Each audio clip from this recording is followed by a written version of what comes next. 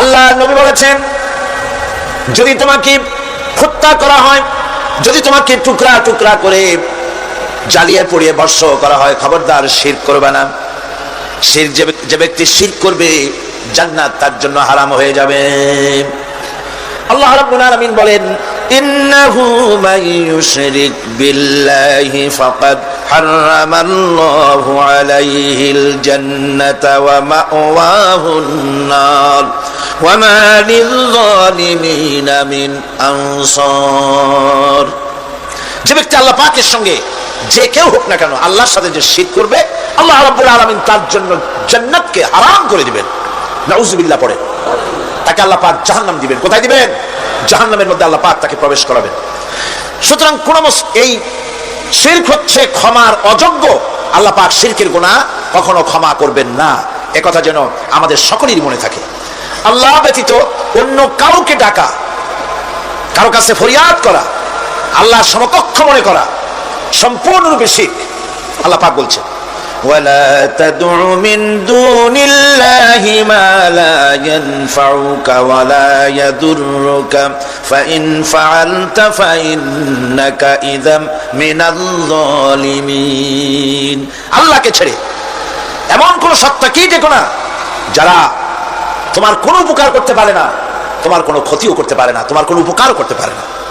এগুলি যেমন মূর্তি পূজার ব্যাপারে বলা হয়েছে, এগুলি ঠিক তেমন দুনিয়ার ভালো মন্দ সবটাই হচ্ছে আল্লাহ রাব্বুল আলামিন হচ্ছেন এর মালিক। সুতরাং ভালো মন্দ সবটার জন্য হাত পাততে হবে কেবলমাত্র কার কাছে? আল্লাহ পাকের কাছে। জোরে বলেন, কার কাছে? দেখুন আল্লাহ পাক তার রাসূলকে কি কথা বলছেন। আল্লাহ রাব্বুল আলামিন তার হাবিবকে বলছেন, ওয়াইয়ামসাসকাল্লাহু বিদুররিন ফালা কাশিফা লাহু ইল্লা হুয়া। আল্লাহ রাব্বুল আলামিন তিনি যদি তোমাকে কোনো বিপদ দেন, তাহলে পৃথিবীর এমন কেউ নাই যে সে বিপদ থেকে তোমাকে রক্ষা করতে পারে বা ঠেকাতে পারে। ওয়াইয়ুরিদকা বিখাইরিন ফালা রাদ্দা লিফাদলিহি। আর যদি আল্লাহ পাক আপনার কোনো ভালো করতে চান, উপকার করতে চান, তার থেকে সেই উপকার থেকে আপনাকে কেউ ফিরায় রাখতে পারবে না। তার মানে হলো, আপনাকে যদি আল্লাহ ক্ষতি করতে চান, তা কেউ সেই ক্ষতি থেকে বাঁচাতে পারবেন না। আর যদি উপকার করতেও চান, তাও কেউ ঠেকাতে পারবে না। ভালো মন্দ যেটাই হোক, সবটার মালিক হতেছেন আল্লাহ পাক। কে মালিক? আল্লাহ সুবহানাহু ওয়া তাআলা। এই কথাগুলি আমাদের কলিজার মধ্যে বদ্ধমূল হতে হবে। আমি এগুলি প্রায় প্রতি বছরই শিরকের ব্যাপারে কিছু না কিছু কথা বলি। তার কারণ হচ্ছে, মূল আকীদা হচ্ছে আমাদের তাওহীদ। তাওহীদের উপরে প্রতিষ্ঠিত হতে হবে। একটা বিল্ডিং তৈরি করবেন, বিল্ডিংটার স্থায়িত্ব নির্ভর করবে আপনার সিমেন্ট ভেজাল কিনা। সিমেন্টের চাইতে যদি বালু বেশি দেন, পরিমাপের চাইতে যদি সিমেন্ট কম হয়, বালু বেশি হয়, অথবা বালুতে সিমেন্টে যদি মাটি মিশানো থাকে, এ দিয়ে যদি কোনো বিল্ডিং তৈরি হয়, সামান্য ভূমিকম্প বা জোরে বাতাস আসলেই বিল্ডিংটা কাঠ হয়ে পড়ে যাবে, ঠিক কিনা? একটা বিল্ডিং টিকে থাকে তার ফাউন্ডেশনের উপরে, কিছুর উপরে টেকে, ফাউন্ডেশনের উপরে টেকে। অনুরূপ ভাবে ইবাদতের ফাউন্ডেশন, মুসলমানের ঈমানের ফাউন্ডেশন তার তাওহীদের উপরে। তাওহীদ যত মজবুত, ঈমান তত মজবুত, আকীদা তত মজবুত। আর এখানে যার অসুবিধা হয়ে যাবে, নড়বড়ে হয়ে যাবে, এই ঈমান রূপ, ইবাদত রূপ, তাওহীদ রূপ এই ইমারত টিকতে পারবে না। সেই জন্য শিরক থেকে সম্পূর্ণরূপে আমাদেরকে বাঁচতে হবে। ভালো মন্দ সবটা বোঝার জন্য আমি তোমাদেরকে হেদায়েত দিয়েছি। সুতরাং এই হেদায়েতের রাস্তা ছেড়ে দিয়ে তোমরা নিজেদেরকে গুমরাহির মধ্যে ডুবিয়ে দিও না। আমার দেওয়া হেদায়েতের রাস্তায় নিজেদেরকে পরিচালিত করার জন্য প্রচেষ্টা করো। আল্লাহ পাক বলেন, ওয়াল্লাযীনা জাহাদু ফীনা লানাহদিয়ান্নাহুম সুবুলানা ওয়া ইন্নাল্লাহা লামাল মুহসিনিন। যারা আমাকে পাওয়ার জন্য সাধনা করেছে, তাদের পথ প্রদর্শন করা আমার জন্য অবশ্য কর্তব্য। অন্য জায়গায় আল্লাহ পাক বলেছেন, ওমান ইয়াত্তাকিল্লাহা ইয়াজআল লাহু মাখরাজা। যে ব্যক্তি আমাকে ভয় করে চলে, আমার প্রতি আশা করে, ভরসা করে, তার জন্য আমি রাস্তা তৈরি করে দিই। সুবহানাল্লাহি ওয়া বিহামদিহি। সুতরাং হেদায়েত আল্লাহ পাক দিয়েছে, এমন নয় যে তিনি রাস্তা তৈরি করেন নাই। কোরআন খোদাই হেদায়েতের নাম দিয়েছে হুদা। খোদাই হেদায়েতের নাম কি? হুদা। এই কোরআনের এক নাম হচ্ছে, এই কোরআনের এক নাম কি? হুদা। কোরআন বলছে, ফামান তাবিআ হুদায়া ফালা খাউফুন আলাইহিম ওয়ালা হুম ইয়াহজানুন। আমার এই কোরআন, এই হেদায়েত যারা মানবে, এটাকে যারা অনুসরণ করে চলবে, এটার আইন কানুন যারা মেনে চলবে, ওদের জন্য কোনো ভয় নাই, কোনো চিন্তাও নাই, কোনো ভয় নাই, কোনো চিন্তা নাই যারা এই কোরআনের হেদায়েতকে মেনে চলবে। আল্লাহর হেদায়েত হলো সবচেয়ে বড় হেদায়েত। আল্লাহ পাক বলছেন, কুল ইন্না হুদাল্লাহি হুয়াল হুদা ওয়া উমিরনা লিনুসলিমা লিরাব্বিল আলামিন। হে রাসূল, আপনি বলুন, আল্লাহর হেদায়েত হলো সবচেয়ে বড় হেদায়েত। অর্থাৎ আল্লাহ যে রাস্তা দিয়েছেন, আল্লাহ যে কোরআন দিয়েছেন, এর থেকে বড় হেদায়েত মানুষের জন্য আর কিছু হতে পারে না।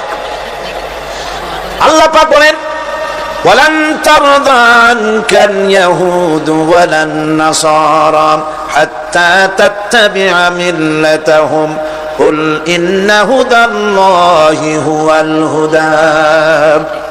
স্মরণ রাখুন হে নবী, ইহুদিরা, খ্রিস্টানেরা কিছুতেই আপনার প্রতি খুশি হবে না যতক্ষণ পর্যন্ত আপনি ইহুদি হবেন অথবা খ্রিস্টান হবেন। ওরা কোনোদিন মুসলমানদের উপরে রাজি হবে না, খুশি হবে না। মনে রাখতে হবে, একমাত্র সঠিক পথ ইহুদিদের পথ সঠিক নয়, নাসারাদের পথ সঠিক নয়। আসল পথ হলো আল্লাহ পাকের পথ। কার পথ আসল? আসল রাস্তা, আসল পথটি আল্লাহ পাক কোরআনে কারীমের মধ্যে বিশদভাবে বলে দিয়েছেন। এবং ইহদিনাস সিরাতাল মুস্তাকিমের ব্যাপারে আল্লাহ পাক কোরআনে সাফ করে বলে দিয়েছেন যে আমি এর বিনিময়ে তোমাদেরকে কোরআন দিলাম। বস্তুত ইহদিনাস সিরাতাল মুস্তাকিম এর জবাব হলো ওয়া ইন্নাল্লাহা রাব্বি ওয়া রাব্বুকুম ফা'বুদুহু হাযা সিরাতুম মুস্তাকিম। নিঃসন্দেহে আল্লাহ তোমাদের এবং আমাদের রব, আর সুতরাং তারই উপাসনা করতে হবে। এটাই দ্বীনের সরল পথ, আর এটা কোনো নতুন পথ নয়। আল্লাহ যে পথটা দিয়েছেন রাসূল কারীম সাল্লাল্লাহু আলাইহি ওয়াসাল্লামের মাধ্যমে, সেটা কি কোনো নতুন পথ? না। কোরআন বলছে এটা নতুন পথ নয়। شرع لكم من الدين ما وصى به نوحا والذي أوحينا إليك وما وصينا به إبراهيم وموسى وعيسى أن أقيموا الدين ولا تتفرقوا فيه شرع لكم من الدين। এই দিন তিনি তোমাদের জন্য সেই দিনই মনোনীত করেছেন যা হযরতে নূহ আলাইহিস সালাম এর উপরে তিনি ওসিয়ত করেছেন, যা ওসিয়ত করা হয়েছিল, নসিহত করা হয়েছিল হযরতে নূহ আলাইহিস সালামের প্রতি। তিনি মনোনীত করেছিলেন হযরত নূহ আলাইহিস সালামকে এই দ্বীনকে প্রচার করার জন্য, আর যার উপরে চলার জন্য হযরত ইব্রাহিম, হযরত মূসা, হযরত ঈসাকে নির্দেশ করা হয়েছিল। তাদের সকলের শিক্ষাই ছিল একটা, যে আল্লাহ পাকের দ্বীনকে প্রতিষ্ঠা করো, আর এই ব্যাপারে কোন রকমই নিজেদের মধ্যে পার্থক্য, মত পার্থক্যের সৃষ্টি করো না। এখন কথাটা আরো ক্লিয়ার করে দেই। ইহদিনাস সিরাতাল মুস্তাকিম চাইছিলাম, আল্লাহ আমাদেরকে একটা সহজ রাস্তা দাও। সেই সহজ রাস্তা বলে দেওয়ার জন্য এসেছে কোরআন। সেই সহজ রাস্তা বলে দেওয়ার জন্য কি এসেছে? যারা বলেন কি, এই কোরআনে কারীম যদি প্রতিষ্ঠিত করা যায় সমাজে, রাষ্ট্রে, ব্যক্তিতে, পরিবারে, কোরআন যদি প্রতিষ্ঠিত করা যায়, তাহলেই মানুষেরা সহজ সরল পথ পাবে। নইলে সহজ সরল পথ পৃথিবীতে আর কারো কাছে নাই। যা আছে সবটা কার কাছে? কোরআনে কারীমের কাছে। এরপরে আমরা বলি সিরাতাল্লাযীনা আন'আমতা আলাইহিম গায়রিল মাগদুবি আলাইহিম ওয়ালাদ-দাল্লিন। আল্লাহ অনুগ্রহপ্রাপ্ত দল, সেই রাস্তা অনুগ্রহপ্রাপ্তদের রাস্তা চাই। তোমার মনোনীত ব্যক্তি, অনুগ্রহপ্রাপ্ত যারা, তাদের পথ অনুসরণ করতে চায়। এই অনুগ্রহপ্রাপ্ত দল কারা, সে কথা কোরআন শরীফে বলা হয়েছে। আল্লাহ রাব্বুল আলামিন বলেন, وَمَن يُطِعِ اللَّهَ وَالرَّسُولَ فَأُولَئِكَ مَعَ الَّذِينَ أَنْعَمَ اللَّهُ عَلَيْهِمْ مِنَ النَّبِيِّينَ وَالصِّدِّيقِينَ وَالشُّهَدَاءِ وَالصَّالِحِينَ وَحَسُنَ أُولَئِكَ رَفِيقًا। আর যে ব্যক্তি আল্লাহ এবং রাসূলের আনুগত্য স্বীকার করলো, নিঃসন্দেহে অনুগ্রহপ্রাপ্তদের সঙ্গী হলো। সেই অনুগ্রহপ্রাপ্ত কারা? নবীজিন 4 শ্রেণীর লোক। কয় শ্রেণী? বলেন সবাই, কয় শ্রেণী? নবীজিন, সিদ্দিকিন, শুহাদা, সালিহিন। এই 4 শ্রেণীর লোক হচ্ছে আল্লাহ পাকের অনুগ্রহপ্রাপ্ত লোক। কোন আলহামদুলিল্লাহ। এরাই হলো অনুগ্রহপ্রাপ্ত দল। এখন নবী কারা? নবী হচ্ছেন যারা নাকি আল্লাহ পাকের কাছ থেকে ওহী প্রাপ্ত হয়েছেন। নিখিল মানুষের চিরন্তন শান্তি এবং কল্যাণের জন্য আল্লাহ পাকের নিকট থেকে সত্যের বিধান লাভ করেছেন, তারাই হচ্ছেন নবী, যারা আল্লাহ পাকের কাছ থেকে অভিপ্রাপ্ত হয়েছেন। আর নবীরা হচ্ছেন মাসুম, নবীরা হচ্ছে বেগুনাহ, নবীদের কোনো ভুল নাই, নবীদের কোনো গুনাহ নাই। সুবহানাল্লাহ।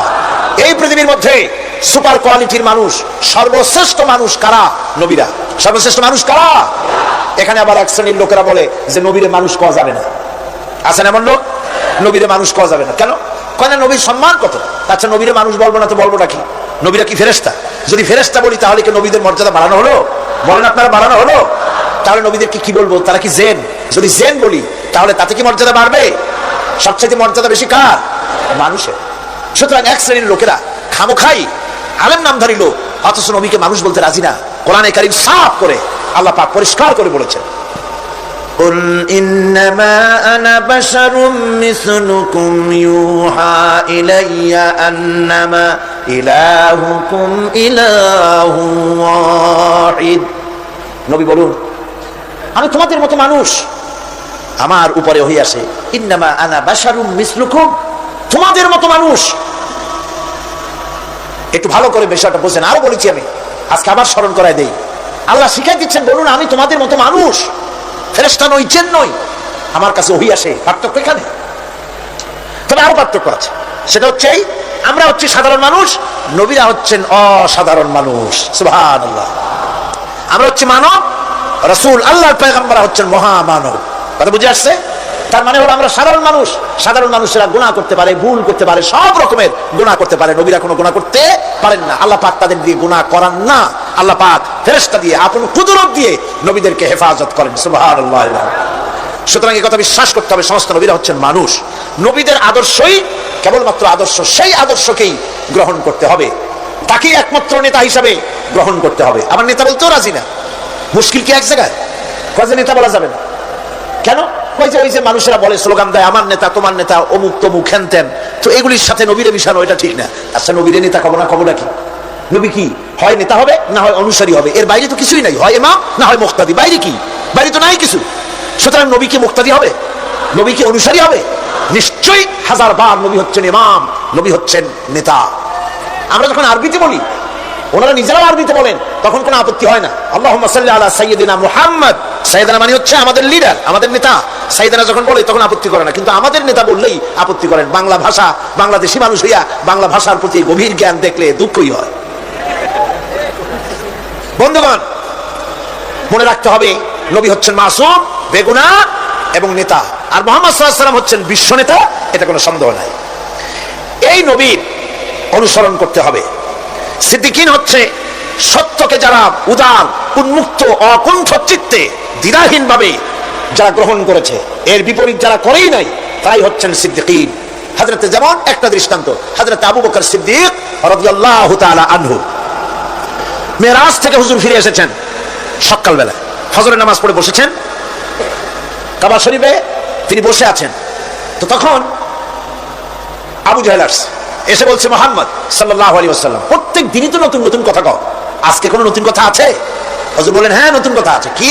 বলে, এই তো শেষ রাত্রে জিবরাইল আসছিল, আমারে নিয়ে গেল বাইতুল মুকাদ্দাসে, জেরুজালেমে গিয়ে নামাজ পড়লাম, ওইখান থেকে মহাকাশ পাড়ি দিলাম, 7 আকাশ পাড়ি দিলাম, সিদরাতুল মুনতাহা গেলাম, আরশে আজিম ভ্রমণ করলাম, আল্লাহর সাথে কথা কইলাম, জান্নাত জাহান্নাম দেখলাম, তারপরে আবার এই আয়েশা নামাজ পড়িয়া তোমাদের সাথে কথা বলতেছি।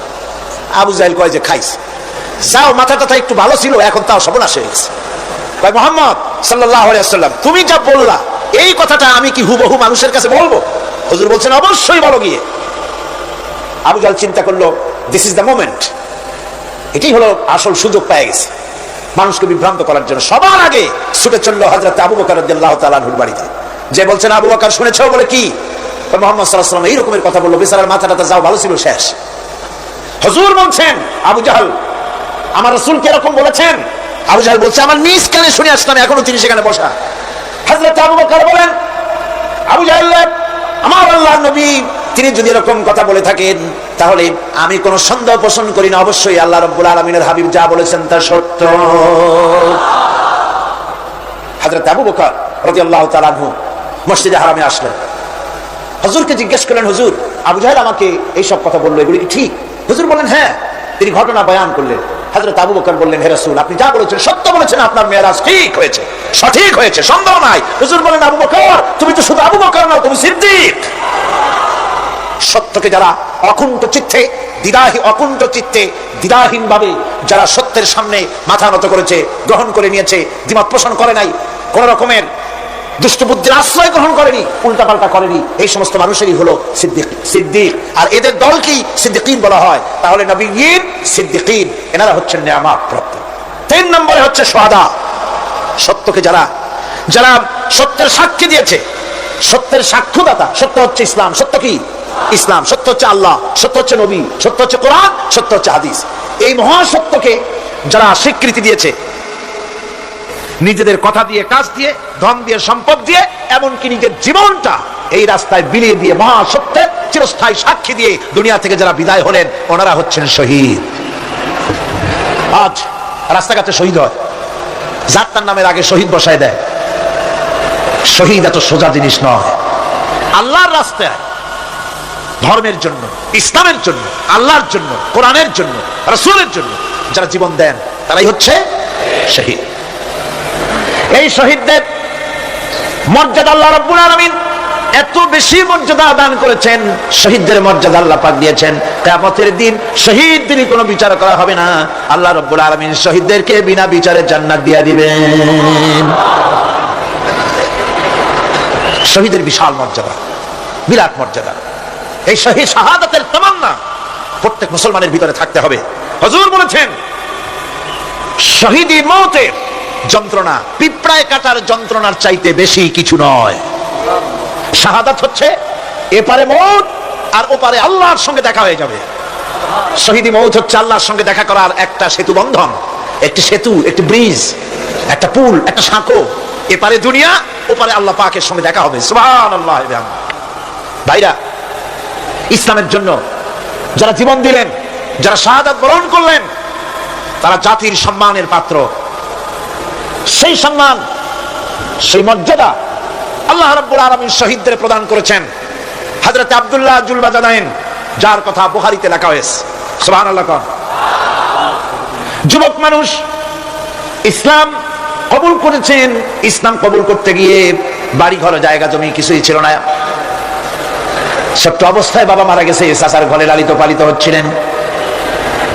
এরপরে রাসূলের প্রতি ঈমান আনবেন, চাচার ভয়তে পারেন না। হুজুর হিজরত করলেন।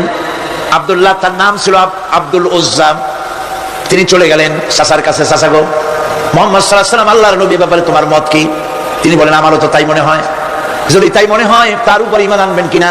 চাচা বলে, না, কখনো ঈমান আনবো না। ভাতিজা বলতেছেন, চাচাজি, বছরের পর বছর ধরে অপেক্ষা করতেছিলাম, আমি আপনার অধীনে আছি বলে ইসলাম কবুল করতে পারি নাই। আমার ইচ্ছা ছিল আপনি আগে করবেন, তারপরে আপনাকে দেখা দেখি আমি করব। কিন্তু আপনি যখন ইসলাম কবুল করলেন না, আর করবেন না বলে যখন ঘোষণা দিলেন, আপনাকে উপস্থিত রেখে আমি ঘোষণা দিলাম, লা ইলাহা ইল্লাল্লাহু মুহাম্মাদুর রাসূলুল্লাহ। চাচা বলছে, ভাতিজা, এর পরিণাম জানো? কই না, জানি না। এর পরিণাম হচ্ছে তুমি আমার বাড়িতে থাকো, আমার বাড়ি ছাড়তে হবে। বললেন, রাজি আছি। উট, ছাগল, ভেড়া, ঘোড়া যা দিছি ছাড়তে হবে। বলছে, রাজি আছি। চাচা বলছে, শুধু তাই নয়, পরনের যে লুঙ্গি আছে, গায়ে যে জামা আছে, আমার পয়সার লুঙ্গি জামা ছাড়তে হবে। ভাতিজা বলছে, ঈমানের জন্য যা চাও সব ছাড়িয়ে দেবো। জামা লুঙ্গি খুলে ফেলে দিয়ে দিলেন। হাদিস। তিনি চলে গেলেন মায়ের কাছে। ওই অবস্থায় মা এই যুবক ছেলেকে উলঙ্গ অবস্থায় দেখে 2 হাত দিয়ে নিজের চোখ চেপে ধরেছেন। বাবা, তোমার এই অবস্থা কেন? ছেলে বলছেন, মা, ঈমান আনার কারণে আমার এই অবস্থা হয়েছে। মা বলে, বাবারে কি চাও আমার কাছে? আব্দুল উজ্জা বলছে, মা, কিচ্ছু চাই না, একটুখানি কাপড় আমারে দাও, আমি বিশ্ব নবী মুহাম্মদ সাল্লাল্লাহু আলাইহি ওয়াসাল্লামের খেদমতে যেতে চাই। মায়ের কাছে পুরানা কম্বল ছিল, কম্বলটা তিনি দিয়ে দিলেন। হযরতে, এখনো তো সে মুসলমান হয়নি, ওই কম্বলটা ছিঁড়ে নিয়ে 2 টুকরা করে কম্বলটা পরলেন, আদাটা, তাতে করে হাঁটু ঢাকে না, আরেকটা কোন রকম গায়ে দিলেন। এরপরে হেঁটে হেঁটে কষ্ট করে মদিনায় চলে গেলেন। মসজিদে নববীর ভিতরে ঢুকে দরজার কাছে বসা বিশ্বনবী জনাবে মুহাম্মদুর রাসূলুল্লাহ সাল্লাল্লাহু আলাইহি ওয়াসাল্লাম মসজিদে নববীতে, যুবক, হাঁটুর উপরে কাপড়, মাথার চুল উস্কো খুস্কো চেহারা, ক্ষুধার্ত চেহারা। হুজুর জিজ্ঞেস করছেন তুমি কে? তিনি বললেন আমার নাম আব্দুল উজ্জা। তোমার এই অবস্থা কেন? তিনি বললেন হুজুর ঈমান আনার জন্য বাড়ি ঘর জায়গা জমিন উট বাছুর সব হারাইছি, এমনকি পরনের লুঙ্গিও আমারে দেয় নাই, মার কম্বলটা ছিড়িয়ে এনেছি। নবীজি আসহাবে সুফফার ভিতরেই তাকে বসতে দিলেন, তাকে থাকতে দিলেন, আর বললেন তারে কোরআন শরীফ শিখাবা। আব্দুল উজ্জাকে হুজুর বললেন তোমার নাম উজ্জা নয়, তোমার নাম আব্দুল্লাহ। হাদিস শরীফে এসেছে আল্লাহর কাছে দুইটা নাম বেশি প্রিয়, একটা হচ্ছে আব্দুল্লাহ আর একটা হচ্ছে আব্দুর রহমান। মুসলমান হলেন। এরপরে আসহাবে সুফফার মধ্যে বসে আছেন, কোরআন শরীফ জোরে জোরে তেলাওয়াত করেন। আসহাবে সুফফা রাসূলের কাছে নালিশ করলেন, অভিযোগ করলেন, হুজুর এই আব্দুল্লাহর কোরআন শরীফ এত জোরে পড়ে তার চিল্লানির জ্বালায় আমরা বিশ্রাম করতে পারি না। নবীজি বললেন সাহাবীরা আব্দুল্লাহকে বেশি করে চিল্লাইতে দাও, বাধা দিও না, কারণ তার ঈমান বড় দামের ঈমান হয়েছে, ঈমান আনতে গিয়ে কিছু আনতে পারে নাই, তাকে বাধা দিও না, প্রাণ ভরে চিল্লাইতে দাও, জোরে জোরে পড়তে দাও। ইতিমধ্যে তাবুকের যুদ্ধের রণদামামা বেজে উঠেছে। রোমান সৈন্যরা হুজুরের সঙ্গে যুদ্ধ করবে, জিহাদ করবে, ইসলামকে পরাজিত করার জন্য তারা আক্রমণের প্রস্তুতি নিল। নবীজি রোমানদের সঙ্গে লড়াই হবে বলে সাহাবায়ে কিরামদের কাছে সাহায্য চাইলেন, যার কাছে যা আছে অস্ত্রপাতি জমা করো, টাকা দাও, পয়সা দাও। সবাই মিলে দিতে লাগলেন। দিতে দিতে মহিলারা গলার হার, নাকের ফুল, কানের দুল হুজুরের সামনে স্তূপ হয়ে গেছে, টাকা করে সোনা দানা সব শুদ্ধ। হুজুর বলছেন সাহাবীরা সবাই তো সব জিনিস দিলে, আমার আবু বকররে দেখি না কেন? হযরত আবু বকর রাদিয়াল্লাহু তাআলা আনহু একটা পিলারের আড়ালে দাঁড়ানো ছিলেন। হুজুরের ডাক শুনে তিনি আসলেন, হাতে ছোট্ট একটা থলি, চোখে পানি। থলিটা হুজুরের হাতে তুলে দিলেন। হুজুর থলি ছাড়লেন, দেখা গেল কয়েকটা দিরহাম আর কয়েক কেজি গম, আর কিছু নাই। হুজুর তাকালেন, দেখছেন আবু বকর রাদিয়াল্লাহু তাআলা আনহু চোখের পানিতে দাড়ি ভিজে ভিজে পড়তেছে। হুজুর বললেন আমার সাহাবীরা আজ তোমরা সকলে মিলে যে দান করেছো, সেই দানের তুলনায় আবু বকর যে দান করেছে আল্লাহ রাব্বুল আলামিনের কাছে তা বেশি মূল্য হয়েছে। মনের মধ্যে অনেকের প্রশ্ন জাগলো, কেমন করে তা হলো? আমরা এত এত দিলাম। হুজুর জিজ্ঞেস করলেন ও সাহাবী তুমি কত দিয়েছো, বাড়ি কত আছে? তিনি বললেন এত দিছি, এত আছে। তুমি কত দিয়েছো, কত রেখে এসেছো? প্রত্যেক এরকম বলল। হযরত ওসমান, হযরত ওমর, হযরত আলী রিদওয়ানুল্লাহ তাআলা আলাইহিম আজমাইন তারাও বললেন অর্ধেক এনেছি, অর্ধেক থুয়ে আসছি, 2 ভাগ এনেছি, 1 ভাগ রেখে আসছি। সব শেষে নবীজি হযরত আবু বকর রাদিয়াল্লাহু তাআলা আনহুকে প্রশ্ন করলেন আবু বকর তুমি কি এনেছো আর বাড়ি কি রেখে এসেছো?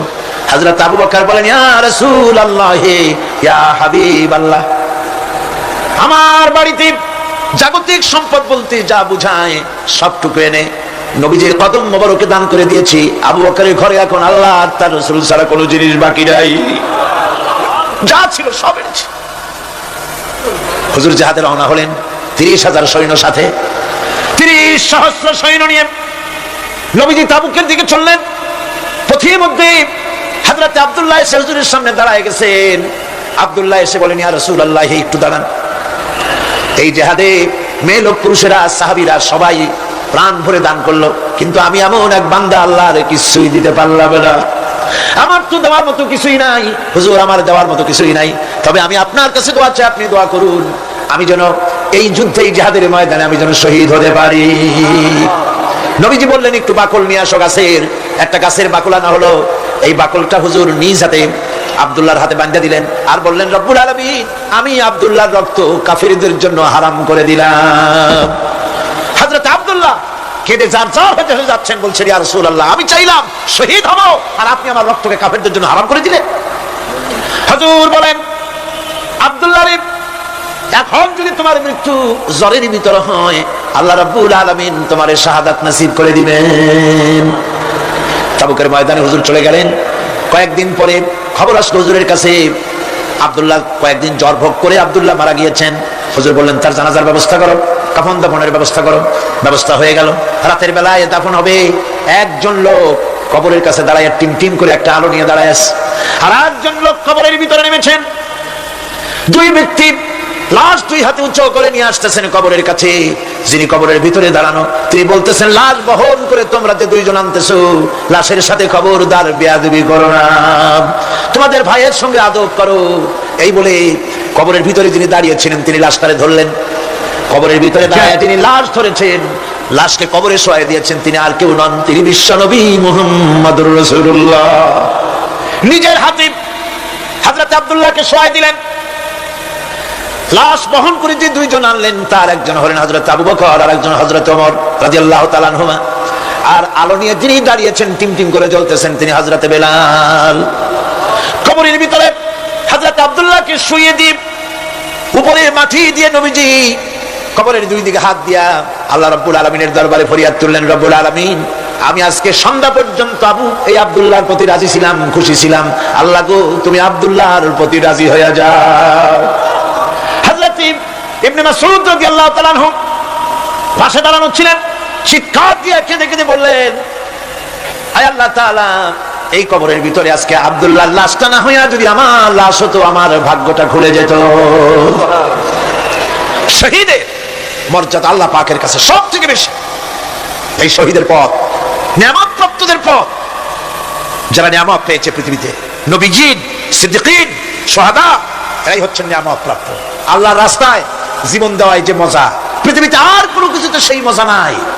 হযরত ওমর রাদিয়াল্লাহু তাআলা আনহু দোয়া করতেন, আল্লাহুম্মা রযুকনি শাহাদাতান ফি সাবিলিক ওয়াজআল মাউতি ফি বালাদি রাসূলিক। আয় আল্লাহ, তুমি আমাকে শাহাদাতের মত আমাকে দান করো। শাহাদাতের তামান্না প্রত্যেকটি মুসলমানের ভেতরে থাকতে হবে। শহীদ হওয়া যাবে ইসলামের জন্য। সময় হয়তো আসতে পারে, হয়তো এমন সময় আসতে পারে যখন কোরআনের মর্যাদাকে টিকে রাখার জন্য, সুন্নতে নববীকে টিকে রাখার জন্য জান দেওয়া লাগতে পারে। তখন কি আপনারা জীবন দিতে পারবেন?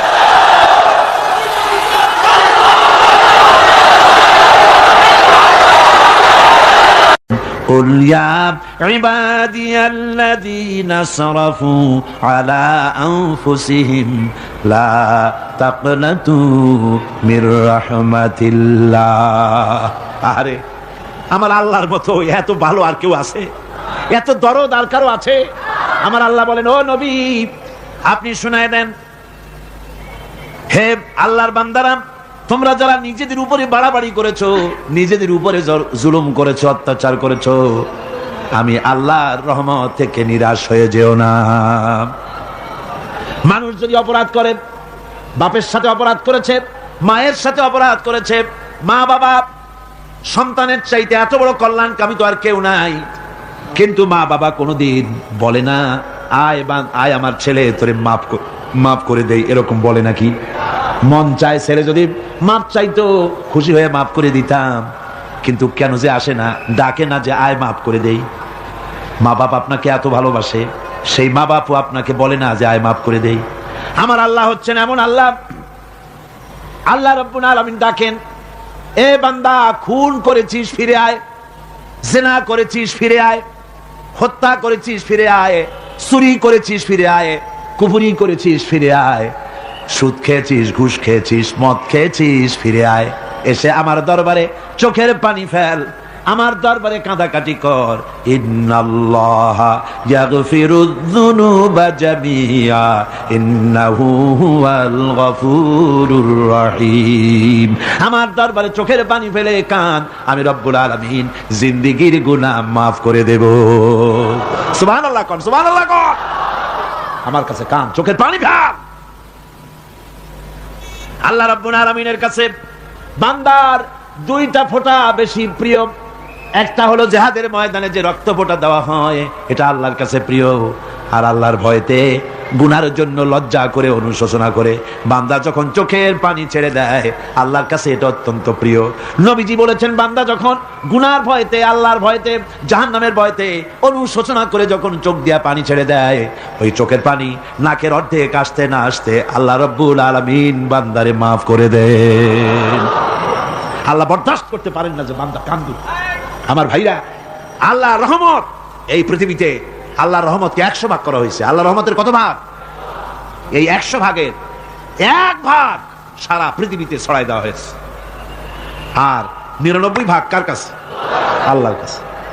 একটা ভাগ দুনিয়া ছড়ানো হয়েছে আদম আলাইহিস সালাম থেকে নিয়ে এই পর্যন্ত, এখান থেকে নিয়ে কিয়ামত পর্যন্ত পৃথিবীতে যত মানুষ আসবে, যত প্রাণী আসবে, তাদের মধ্যে প্রাণী জগতেও গাভী তার বাছুরকে ভালোবাসে ঠিক কিনা, হাতি তার বাচ্চাকে ভালোবাসে ঠিক কিনা, মুরগি তার বাচ্চাকে ভালোবাসে কিনা, প্রত্যেক মাই তার সন্তানকে ভালোবাসে মানুষের মতো।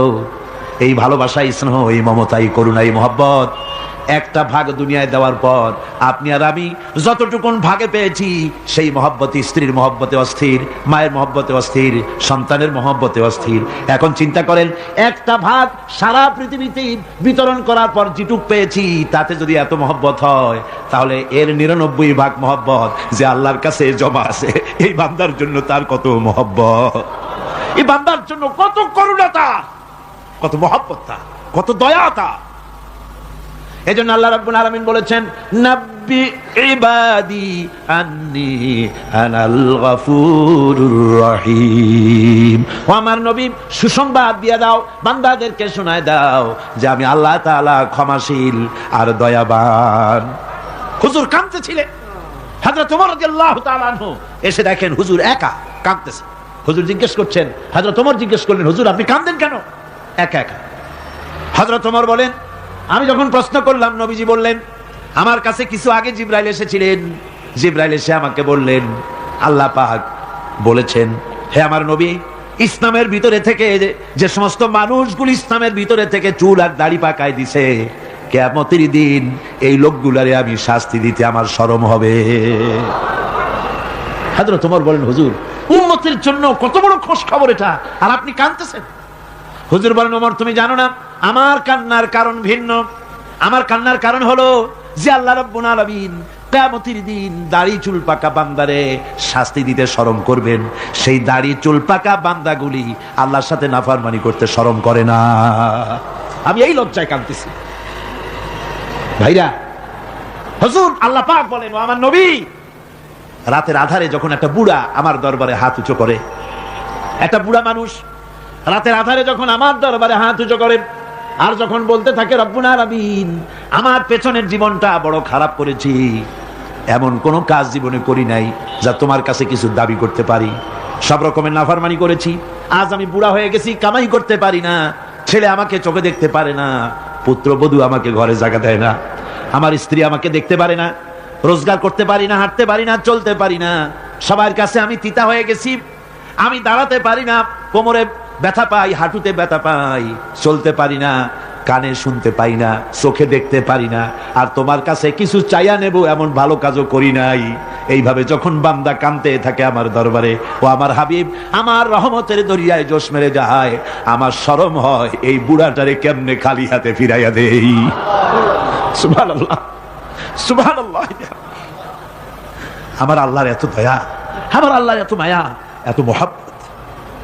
আমার আল্লাহ রাব্বুল আলামিন বলেন, ওয়াইদা সালাকা ইবাদি আন্নী ফাইন্নী করিব। ও আমার হাবিব, আমার বান্দা আমার ব্যাপারে প্রশ্ন করে, আমি বান্দার একদম নিকটে। কোরআন শরীফের ভিতরে যত জায়গায় রাসূলকে বলা হয়েছে সুয়ালের কথা, আপনাকে প্রশ্ন করা হয়, আল্লাহ তার জবাব কুল এই কথা বলে জবাব দিয়েছেন। যত জায়গায় সুয়াল এসেছে, যেমন কোরআনে কারীমের মধ্যে আল্লাহ পাক বলেন, ওয়ায়াসআলুনাকা আনিল মাহিদ, মেয়েদের হায়েজ সম্পর্কে জিজ্ঞাসা করা হয়, কুল হিয়া আযা, হে নবী আপনি বলুন। এভাবে করে কুল দিয়ে জবাব দেওয়া হচ্ছে।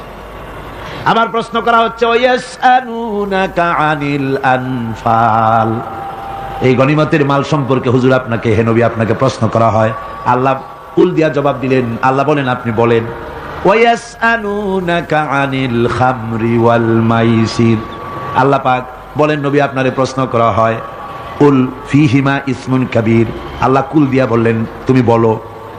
আবার বলা হলো, ওয়ায়াসআলুনাকা আনিল আহিল্লা কুল হিয়া মাওয়াকিতু লিন্নাস, ও নবী আপনাকে প্রশ্ন করা হয়, চাঁদের ক্রমবর্ধমান এবং ক্রমহ্রাস, এই যে বাড়ে আর কমে, পূর্ণিমা হয়, অমাবস্যা হয়, কেন হয় আপনি বলুন। কুল, আপনি বলেন, এটা আমি অর্থ এবং সময়, বছর আর দিন গণনা করার জন্য পৃথিবীবাসীদের জন্য বিনা পয়সায় একটা ক্যালেন্ডার বানাইয়া আকাশে ঝুলাই রেখেছি।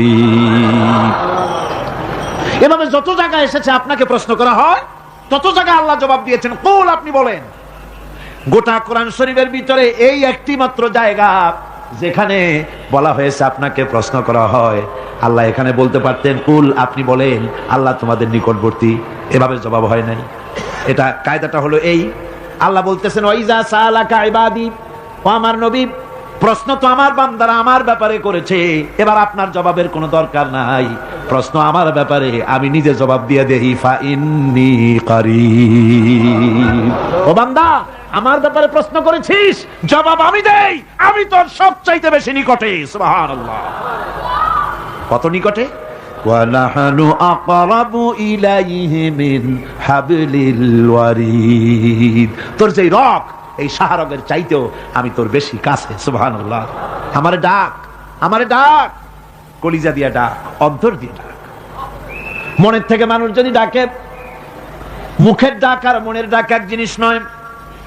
দিল সে জুবাত নিকলতি হ্যায়, আসর রখতি হ্যায়, पर नहीं मगर ताकते परवाज रखती है। দিল থেকে যে কথা বেরোয় তা প্রভাব বিস্তার করে, ডানা নাই কিন্তু ওড়ার ক্ষমতা রাখে। মনের কথাই ভিন্ন। মন থেকে, দিল থেকে, কলিজা থেকে, অন্তরের গভীর কন্দর থেকে মোহাব্বতের সাথে কেউ যদি একবার বলে আল্লাহ, বলেন আল্লাহ, আল্লাহ, আল্লাহ। আল্লাহ রাব্বুল আলামিন বলেন, অন্তরের অন্তঃস্থল থেকে একটি বার যদি বান্দা বলেন আল্লাহ, আল্লাহ বলেন 70 বার সাড়া দিয়া জিজ্ঞেস করি, বান্দা কি চাও, আমি তোমার কাছে আছি। সুবহানাল্লাহ, আমি তোর একদম কাছে, কি চাস বল, বল আমার কাছে। এমন দয়াবান, এমন মেহেরবান, এমন আল্লাহ আমাদের। সে আল্লাহ রাব্বুল আলামিন তিনি বলছেন, وقال ربكم ادعوني استجب لكم। তোমাদের রব বলেছেন আমারে ডাকো, আমি আল্লাহ ডাকের সাড়া দিয়া দেব। সুবহানাল্লাহ। কারে ডাকতে হবে? কারে ডাকতে হবে? এই বিশাল জনসমুদ্র একযোগে চিল্লায় কোন কারে ডাকতে হবে? কোন পীর সাহেবকে নয়, আল্লাহর কসম কোন খাজা বাবাকে নয়, ডাকতে হবে কারে? চিল্লায় কোন কারে? وقال ربكم ادعوني, তোমার রব তোমাকে বলতেছে আমারে ডাকো, আস্তাজিব লাকুম, আমারে ডাকবে আমি সাড়া দিয়ে দেব। সুবহানাল্লাহ। আল্লাহকে ডাকেন, কি চাই আপনার বলেন, কি চাই? আল্লাহর কাছে চান, আল্লাহ দিয়ে দিবেন। দেওয়ার জায়গা আল্লাহর কাছে চাইবেন, আল্লাহ দিবেন। দেওয়ার জায়গা, চাওয়ার জায়গা হলো সেজদায় পড়ে যাবেন। আমার ভাইয়েরা জায়গাটা চিনায় দিলাম। মাজারে যাওয়া লাগবে না, কবরে যাওয়া লাগবে না, 2 রাকাত নামাজ পড়ে সেজদায় পড়ে গিয়া যত বিপদ আছে, মুসিবত আছে, সেজদার মধ্যে চোখের পানি ছেড়ে দেন আর কেন্দে কেন্দে জীবনের কথা বলেন। আল্লাহ রাব্বুল আলামিন আপনার আওয়াজ শুনবেন আর দোয়া কবুল করে নিবেন। কাঁদতে হবে আল্লাহর কাছে। কার কাছে? আল্লাহর কাছে। সুম্মা ইস্তাগফিরুল্লাহ, আর এরপরে সে যদি আমি আল্লাহর কাছে ক্ষমা চাই, ইয়াজিদিল্লাহ গাফুরার রহিমা, সে আমি আল্লাহকে গফুর এবং রহিম হিসাবে পাবে। সুবহানাল্লাহ। আল্লাহকে গফুর এবং রহিম হিসাবে পাওয়া যাবে। সব আল্লাহকে বলতে হবে, গুনাহ মাফ চাইতে হবে। এই জন্য হুজুর সাল্লাল্লাহু আলাইহি ওয়াসাল্লাম দৈনিক 100 বার তওবা করতেন। কোন হাদিসে আছে 70 বার, কোন হাদিসে আছে 100 বার তওবা করতেন। নামাজের পরে তো প্রত্যেক নামাজেই পড়তেন হুজুর, সালাম ফিরাতেন আর সাথে সাথে বলতেন আল্লাহু আকবার, আস্তাগফিরুল্লাহ, আস্তাগফিরুল্লাহ, আস্তাগফিরুল্লাহ। মনে থাকবে আপনাদের? মনে থাকবে? সালাম ফিরাইয়া কি বলবেন? না, সালাম ফিরাবার সাথে সাথে বলবেন আল্লাহু আকবার, তারপরে পড়বেন আস্তাগফিরুল্লাহ, আস্তাগফিরুল্লাহ, আস্তাগফিরুল্লাহ। তওবা পড়বেন। আল্লাহর কাছে সবসময় গুনাহ মাফ চাইতে থাকবেন, বিনীত থাকবেন। আল্লাহকে পাওয়া যাবে, তাকে রহিম হিসেবে পাওয়া যাবে। সুতরাং ঈমান বিল্লাহ, আল্লাহর প্রতি ঈমান আনলে পরে 4র্থ নম্বরের যে উপকারটা হবে সেটা হলো হতাশায় ভুগবে না, নিরাশায় ভুগবে না, আশায় বুক বেঁধে উঠবে, ঈমান মজবুত হবে, আল্লাহর কাছে মানুষ বিনয়ী হয়ে যাবে। এবার 5ম নম্বরের উপকার আমি বলছিলাম, ঈমান বিল্লাহ, আল্লাহর প্রতি ঈমান আনলে পরে অসংখ্য উপকার হয়, অসংখ্য বৈশিষ্ট্য আছে। এর 6টা উপকারের কথা আমি বলবো। কয়টা? অসংখ্য উপকারের ভিতরে প্রধান 6টি উপকারের কথা বলবো। এর বললাম কয়টা? 4টে বলেছি। এবার বলো 5ম উপকারের কথা। আল্লাহর প্রতি আপনি পূর্ব পশ্চিমে কতবার মুখ ঘোরালেন, এটাই কিন্তু আপনার আসল সৎ কাজ নয়। আসল সৎ কাজ হলো আল্লাহর প্রতি ঈমান আনা। এই ঈমানের ব্যাপারে 3টা দিন আমরা পার করে দিলাম, এখনো কথা শেষ হয় নাই। আল্লাহর প্রতি ঈমান আনলে পরে যে উপকারটা হবে ৫ম নম্বরে, সেটা হলো কঠোর এবং কঠিন বিপদের ভিতরে বান্দার ভিতরে অবিচলতা এবং ধৈর্যের সৃষ্টি হয়ে যাবে। আলহামদুলিল্লাহ। কঠিন বিপদ মুসিবত আসলে পরে সে অবিচল থাকবে। সারা দুনিয়ার বিপদ আপদ, শত্রুতা, দুঃখ, কষ্ট, মুসিবত, জুলুম, নির্যাতন সবকিছু পাহাড়ের মতো উঁচু হয়ে তাকে ঘিরে ফেলবে, কিন্তু তাকে এক চুলও নাড়াতে পারবে না। আলহামদুলিল্লাহ। সারা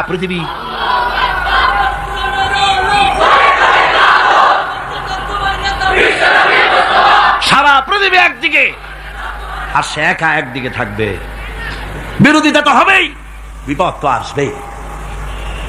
কবি বলতেছেন, সাথে জাকা রহা হ্যায় আজল সে তা ইমরোজ, সাথে জাকা রহা হ্যায় असल से ता इमरोज, चरागे मुस्तफावी से शरारे बुलहबीस। সে আবহমান কাল থেকে শুরু করে মুস্তাফা সাল্লাল্লাহু আলাইহি ওয়াসাল্লামের দীপ শিখার সাথে আবু জাহেল, আবু লাহাবের অগ্নিস্ফুলিঙ্গের টক্কর লেগেই আছে। রাসূলুল্লাহর আল্লাহর দেওয়া এই বিধান, এই দ্বীনের বাতিটা টিম টিম করে চলেছে। আর গর্কি টর্নেডো হাজার হাজার মাইল বেগে, হ্যারিকেন এসেছে, গর্কি এসেছে, টর্নেডো এসেছে, টাইফুন এসেছে, কিন্তু এই আলো নিবাইতে পারে নাই। সুবহানাল্লাহ।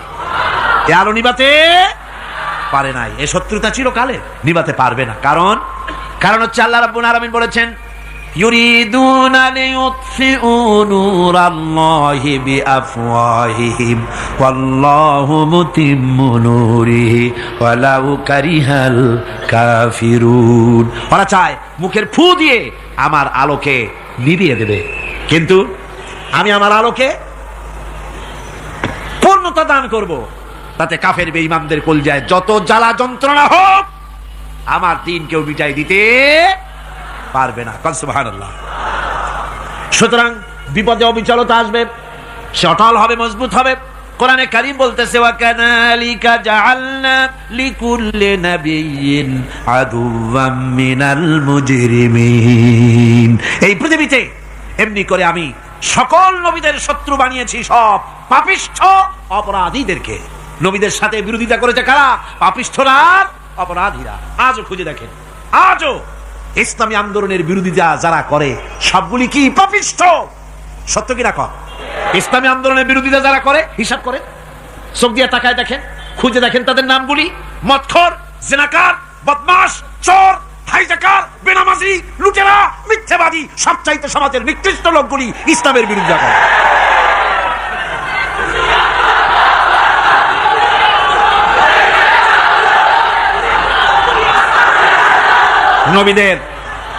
নবীদের শত্রু আল্লাহ বলেন, সব যুগে নবীদের সাথে শত্রুতা করেছে পাপিষ্ঠরা।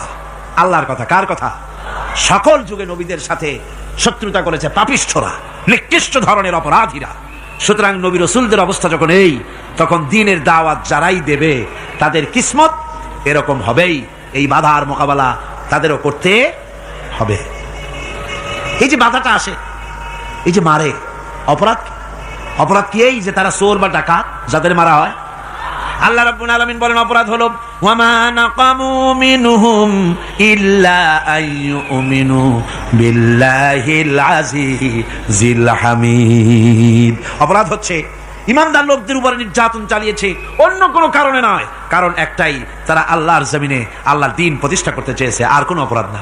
জমিন আল্লাহর, জমিন কার? এই বিশাল জনসমুদ্র গর্জে উঠুন একযোগে, বলুন জমিন কার? আইন চলবে কার?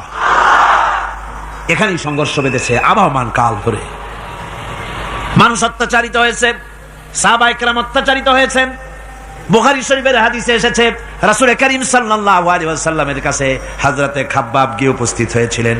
হযরতে খাব্বাব বলেন, হাদিসটা এভাবে লেখা হয়েছে বুখারীতে, ওয়ান খাব্বাব বিন আল-আরিদ রাদিয়াল্লাহু তাআলা আনহু قال شكونا إلى رسول الله صلى الله عليه وسلم وهو متوسد بردة له في ظل الكعبة। রাসূলুল্লাহর কাছে গেলাম, কাবা শরীফের কাছে গিয়ে দেখি নবীজি একটা চাদর গায়ে দিয়ে তিনি আরাম ফরমাচ্ছিলেন কাবা শরীফের ছায়ায়। সেখানে গিয়ে বললাম, আলা তাস্তানসিরু লানা আলা তাদউ লানা ইয়া রাসূলুল্লাহ, হে আল্লাহর রাসূল, আপনি কি আমাদের জন্য আল্লাহর কাছে দোয়া চাইবেন না? আপনি কি আল্লাহর কাছে আমাদের জন্য সাহায্য চাইবেন না? আমাদের লোকগুলিকে, মুসলমানগুলিকে মারতে মারতে তো শেষ করে ফেলে দিল। তারা আমাদের সুমাইয়াকে মারলো, আমাদের খাব্বাবকে উটের সাথে পায়ের দড়ি লাগায় টানলো, আমাদের খোবায়েবকে তারা আগুনের উপরে চিৎ করে শোয়ায় রাখলো, না খায় রাখতেছে, মারতেছে, কষ্টে তো শেষ হয়ে গেলাম। হুজুর আপনি কি আমাদের জন্য দোয়া করবেন না? হাদিস শরীফে এসেছে, নবীজি উঠে বসলেন সোজা হয়ে। নবীজি বলেন, ও আমার সাহাবী, ও খাব্বাব, শোনো, তোমাদের আগে এই পৃথিবীতে যারা দ্বীনের দাওয়াত দিতে এসেছিলেন তাদেরকে সমকালীন রাষ্ট্রশক্তি, সমাজ শক্তি তাদেরকে ধরতো। ফায়ুখাজুর রাজুলো, তাদেরকে তারা ধরতো। ফায়ুহফারু লাহু ফিল আরদ, আর তার জন্য জমিনের ভিতরে কবর বানাইতো। ওই কবর ফায়ুজালু ফিহা, ওই কবরের ভিতরে তাকে কোমর পর্যন্ত গেড়ে দিত। সুম্মা ইউতা বিল মানশার, এরপরে করাত আনতো। ফায়ুদাউ আলা রাসিহি, এরপরে ওই করাত তার মাথার উপরে রাখতো। ফায়ুজালু নিসফাইন, এরপরে করাত দিয়া চিরে জীবিত মানুষটারে দ্বিখণ্ডিত করে ফেলে দিত। মা ইয়াসুদ্দুহু যালিকা আন দীনিহি। ও আমার খাব্বাব, এত কষ্ট দেওয়ার পরেও সেই যুগের কোন মুসলমানকে, দ্বীনের দায়ীদেরকে আল্লাহর দ্বীন থেকে এক চুলো তারা সরাই দিতে পারে নাই, এক চুলো সরাতে পারে নাই। ওয়াল্লাহি, ও খাব্বাব, আমি আমার আল্লাহর নামে কসম করে বলছি, লা ইউতাম্মান্নাল্লাহু হাযাল আমরা হাত্তা ইয়াসিরা আর-রাকিবু মিন সানা ইলা হাযরামাউত। আমি কসম করে বলি, আল্লাহ রাব্বুল আলামিনের এই সানা থেকে হাযরামাউত পর্যন্ত লোকেরা যাতায়াত করবে, সুন্দরী রমণীরা গমন করবে, সদাকারেরা যাতায়াত করবে, টাকা নিয়া পয়সা নিয়া যাতায়াত করবে। তাদের মনের মধ্যে লুটের ভয়, টাকার ভয়, চুরির ভয়, ডাকাতির ভয়, জেনার ভয়, হত্যার ভয়, ধর্ষণের ভয়, কোনো ভয় থাকবে না। লা ইয়াখাফু ইল্লাল্লাহ, আল্লাহ ছাড়া কোনো ভয় থাকবে না। এমন একটা সমাজ, এমন একটা সময় আসবে। ওয়ালাকিন্নাকুম তাস্তাজিলুন, অথচ খুব তাড়াহুড়ো তোমরা করতেছো। তাড়াহুড়ো করো না, সময় আসবে ইনশাআল্লাহ। আর সে সময় আসছিল মদিনায়, আসে নাই? আসে নাই? সুতরাং আজও চট্টগ্রামের এই বিশাল জনসমুদ্রকে বলতে চাই, নির্যাতন, স্বৈরাচার, জুলুম, অত্যাচার, হত্যাকাণ্ড যা কিছু ঘটতেছে, ধৈর্য ধরুন, আন্দোলনে শরীক হন, জান বাজি রাখুন। এ বাংলাদেশেও আগামী যে পার্লামেন্ট হবে, আগামী জাতীয় নির্বাচনে যে পার্লামেন্ট তৈরি হবে, ইনশাআল্লাহ সেই পার্লামেন্ট হবে কোরআনের পার্লামেন্ট ইনশাআল্লাহ।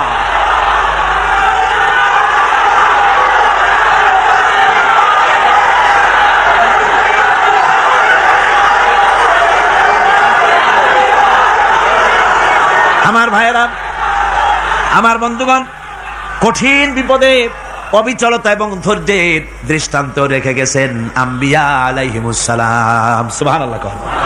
কঠিন বিপদে অবিচলতা, দৃঢ়তা, ধৈর্য কারে বলে, তার দৃষ্টান্ত কারা রেখেছেন? আম্বিয়া আলাইহিমুস সালাম। ওনারাই আমাদের আদর্শ, নবীরাই আদর্শ। সাহাবায়ে কেরাম রিদওয়ানুল্লাহ তাআলা আলাইহিম আজমাইন আমাদের আদর্শ। ভাইরা আমার, মুসা আলাইহিস সালামকে ফিরআউন যখন ঘিরে ফেলে দিল, কোরআনের সব কথা গল্প গুজবার ইতিহাসের জন্য লেখা হয় নাই। কোরআনের মধ্যে যা লেখা হয়েছে সব বান্দাদের উপদেশের জন্য, যাতে করে লোকেরা চিরটা কাল এর থেকে উপদেশ নিয়ে নিজেদের তৈরি করতে পারে। জোরে বলেন সুবহানাল্লাহ। মুসা আলাইহিস সালামের কথা আল্লাহ বলেন, ফিরআউন তাকে ঘিরে ফেলে দিল, পালাবার রাস্তা নাই। ফালাম্মা তারাআল জামআন ক্বালা আসহাবু মূসা ইন্না লামুদরাকুন। মুসা আলাইহিস সালামের উম্মতেরা বললেন, হে মুসা, পাকড়াও হয়ে গেছি, পালাবার রাস্তা নাই। তিন দিক থেকে আমাদেরকে ঘেরাও করেছে ফিরআউনের শক্তি। সামনে কি? দরিয়া, আর তিন দিকে কি? ঘেরাও আন্দোলন। পালাবার পথ নাই, পালাবার পথ নাই। সারাশি আক্রমণ, ঘেরাও আন্দোলন। এই যে ঘেরাওটাও তো আজকে নতুন নাই, ঘেরাও আসছে অনেক আগের থেকে। আসলে কথা বুঝতে পেরেছে? মাইক না থাকলে আমি কি করবো কন? আজকে এরকম হচ্ছে কেন? আগামীকাল ঠিক হবে ইনশাআল্লাহ, রাগ করেন না। গান হচ্ছে, বসেন বসেন। শয়তান ঢুকছে মাইকের মধ্যে। অনেক সময় হয় কি, মাইকের হাই পাওয়ারের যে মেশিন আছে, এর ভিতরে ইথার থেকে রেডিওর ওই গানগুলি ওর মধ্যে ঢুকে পড়ে। কথা বুঝতে পেরেছেন? এই জন্য শয়তান তো আর বসে থাকে না, ওরও তো কিছু করার আছে। ধৈর্য ধরেন, ধৈর্য ধরেন। কালকে অপারেটরদেরকে মাওলানা শামসুদ্দিন সাহেবের কাছে অনুরোধ করবো, অপারেটর একটু ভালো করে হেদায়েত করে দেবেন মাইকে। আজকে আমার নিজেরও কষ্ট হচ্ছে, আমিও বুঝতে পারছি না যে আমার কথাগুলি কি আওয়াজে বেরোচ্ছে, যার জন্য আমাকে বেশি চিল্লাইতে হচ্ছে। বক্তাকে কি লাউডে তার কথা বেরোচ্ছে তা তার কানে আসতে হয়, তাহলে বোঝা যায় যে আমার কথাগুলি কিভাবে বেরোচ্ছে। এটা এই অবস্থায় সিচুয়েশন আজকে নাই, এবং লোকেরাও মাইকের ব্যাপারে আজকে অভিযোগ করেছে যা বিগত 16 বছরে করে নাই। সেটের ব্যাপারে কোথাও কোনো অসুবিধা হয়েছে? মাইকটা ভালো, এবং মাইক যারা দেন প্রতি বছর খেদমত করে, আল্লাহ তাদের প্রতি রহম করুন, সবাই বলেন আমিন। এদেরকে রাগ করিয়া পথে পাই আবার মারধর করেন না। সিলেটের যে তাফসির মাহফিল হয়, বিগত 19 বছর তাফসির করেছি একটানা, এবার 20 বছর পুরো হবে ইনশাআল্লাহ।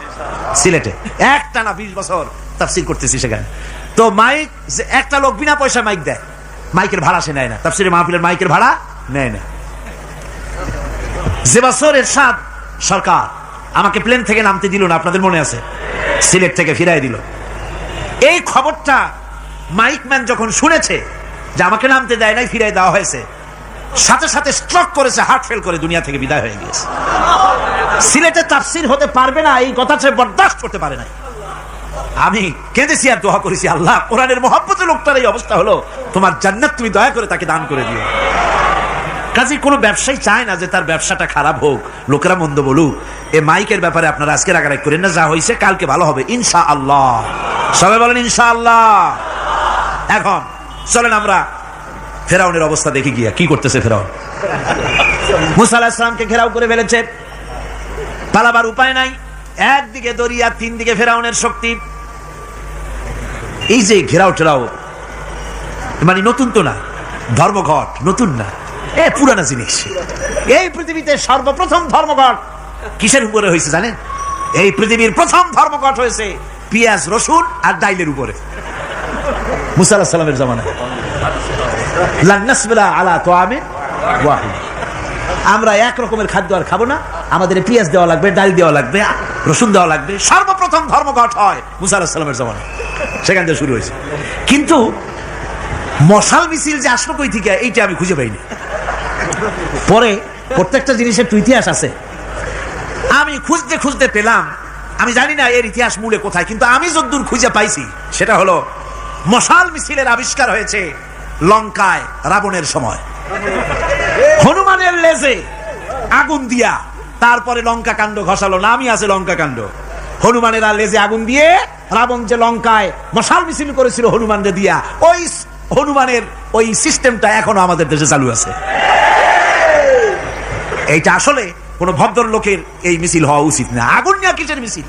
আগুন হলো জাহান্নামের প্রতীক। আগুন কিসের প্রতীক? জাহান্নামের প্রতীক, যদিও আমাদের উপকারে লাগে, কাজে লাগে। সুতরাং আমরা যা করব, প্রত্যেকটা জিনিসের পেছনে সুন্নতে নববীর কোনো না কিছু থাকতে হবে। কথা বুঝতে পেরেছেন? তিন দিক থেকে ঘেরাও হয়ে গেছে, পালাবার কোনো রাস্তা। হযরতে মুসা আলাইহিস সালামের কাছে উম্মতরা বললেন, পালাবার তো কোনো পথ নাই, এখন উপায়টা কি?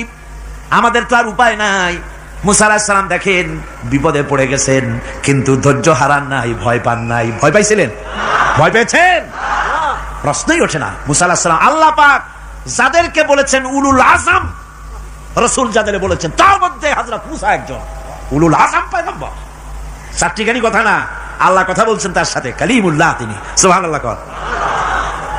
মুসা আলাইহিস সালাম শোনালেন, কাল্লা ইন্না মাইয়া রাব্বি সায়াহদিন। কখনো নয়, আমার উম্মতেরা ভয় পেও না, আমার রব অবশ্যই আমাকে পথ দেখাবে। সুবহানাল্লাহ। তিন দিক থেকে শত্রু, একদিকে দরিয়া, পালাবার কোন রাস্তা নাই। সেখানে দৃঢ়তার সাথে তিনি বলছেন, অবশ্যই আমার আল্লাহ আমারে পথ দেখাবে। সুবহানাল্লাহ। নবীরা এই দৃঢ়তা দেখিয়েছেন, অবিচলতা দেখাইছেন। আল্লাহ পাক মুসা আলাইহিস সালাম যখন এই দৃঢ়তা দেখালেন, এই অবিচলতা দেখালেন, সঙ্গে সঙ্গে জিবরাইল এসে হাজির হয়ে গেলেন। আল্লাহ পাক বলেন, ফাআওহাইনা ইলা মুসা আন আদরিব বিআসাকাল বাহরা ফানফালাকা ফাকানা কুল্লু ফিরকিন কাত্তাউদিল আযীম। মুসা আলাইহিস সালামকে আমি ওহী নাযিল করলাম, তাকে বললাম হাতে যে লাঠি আছে, এই লাঠি দিয়ে আঘাত করো দরিয়ার উপরে।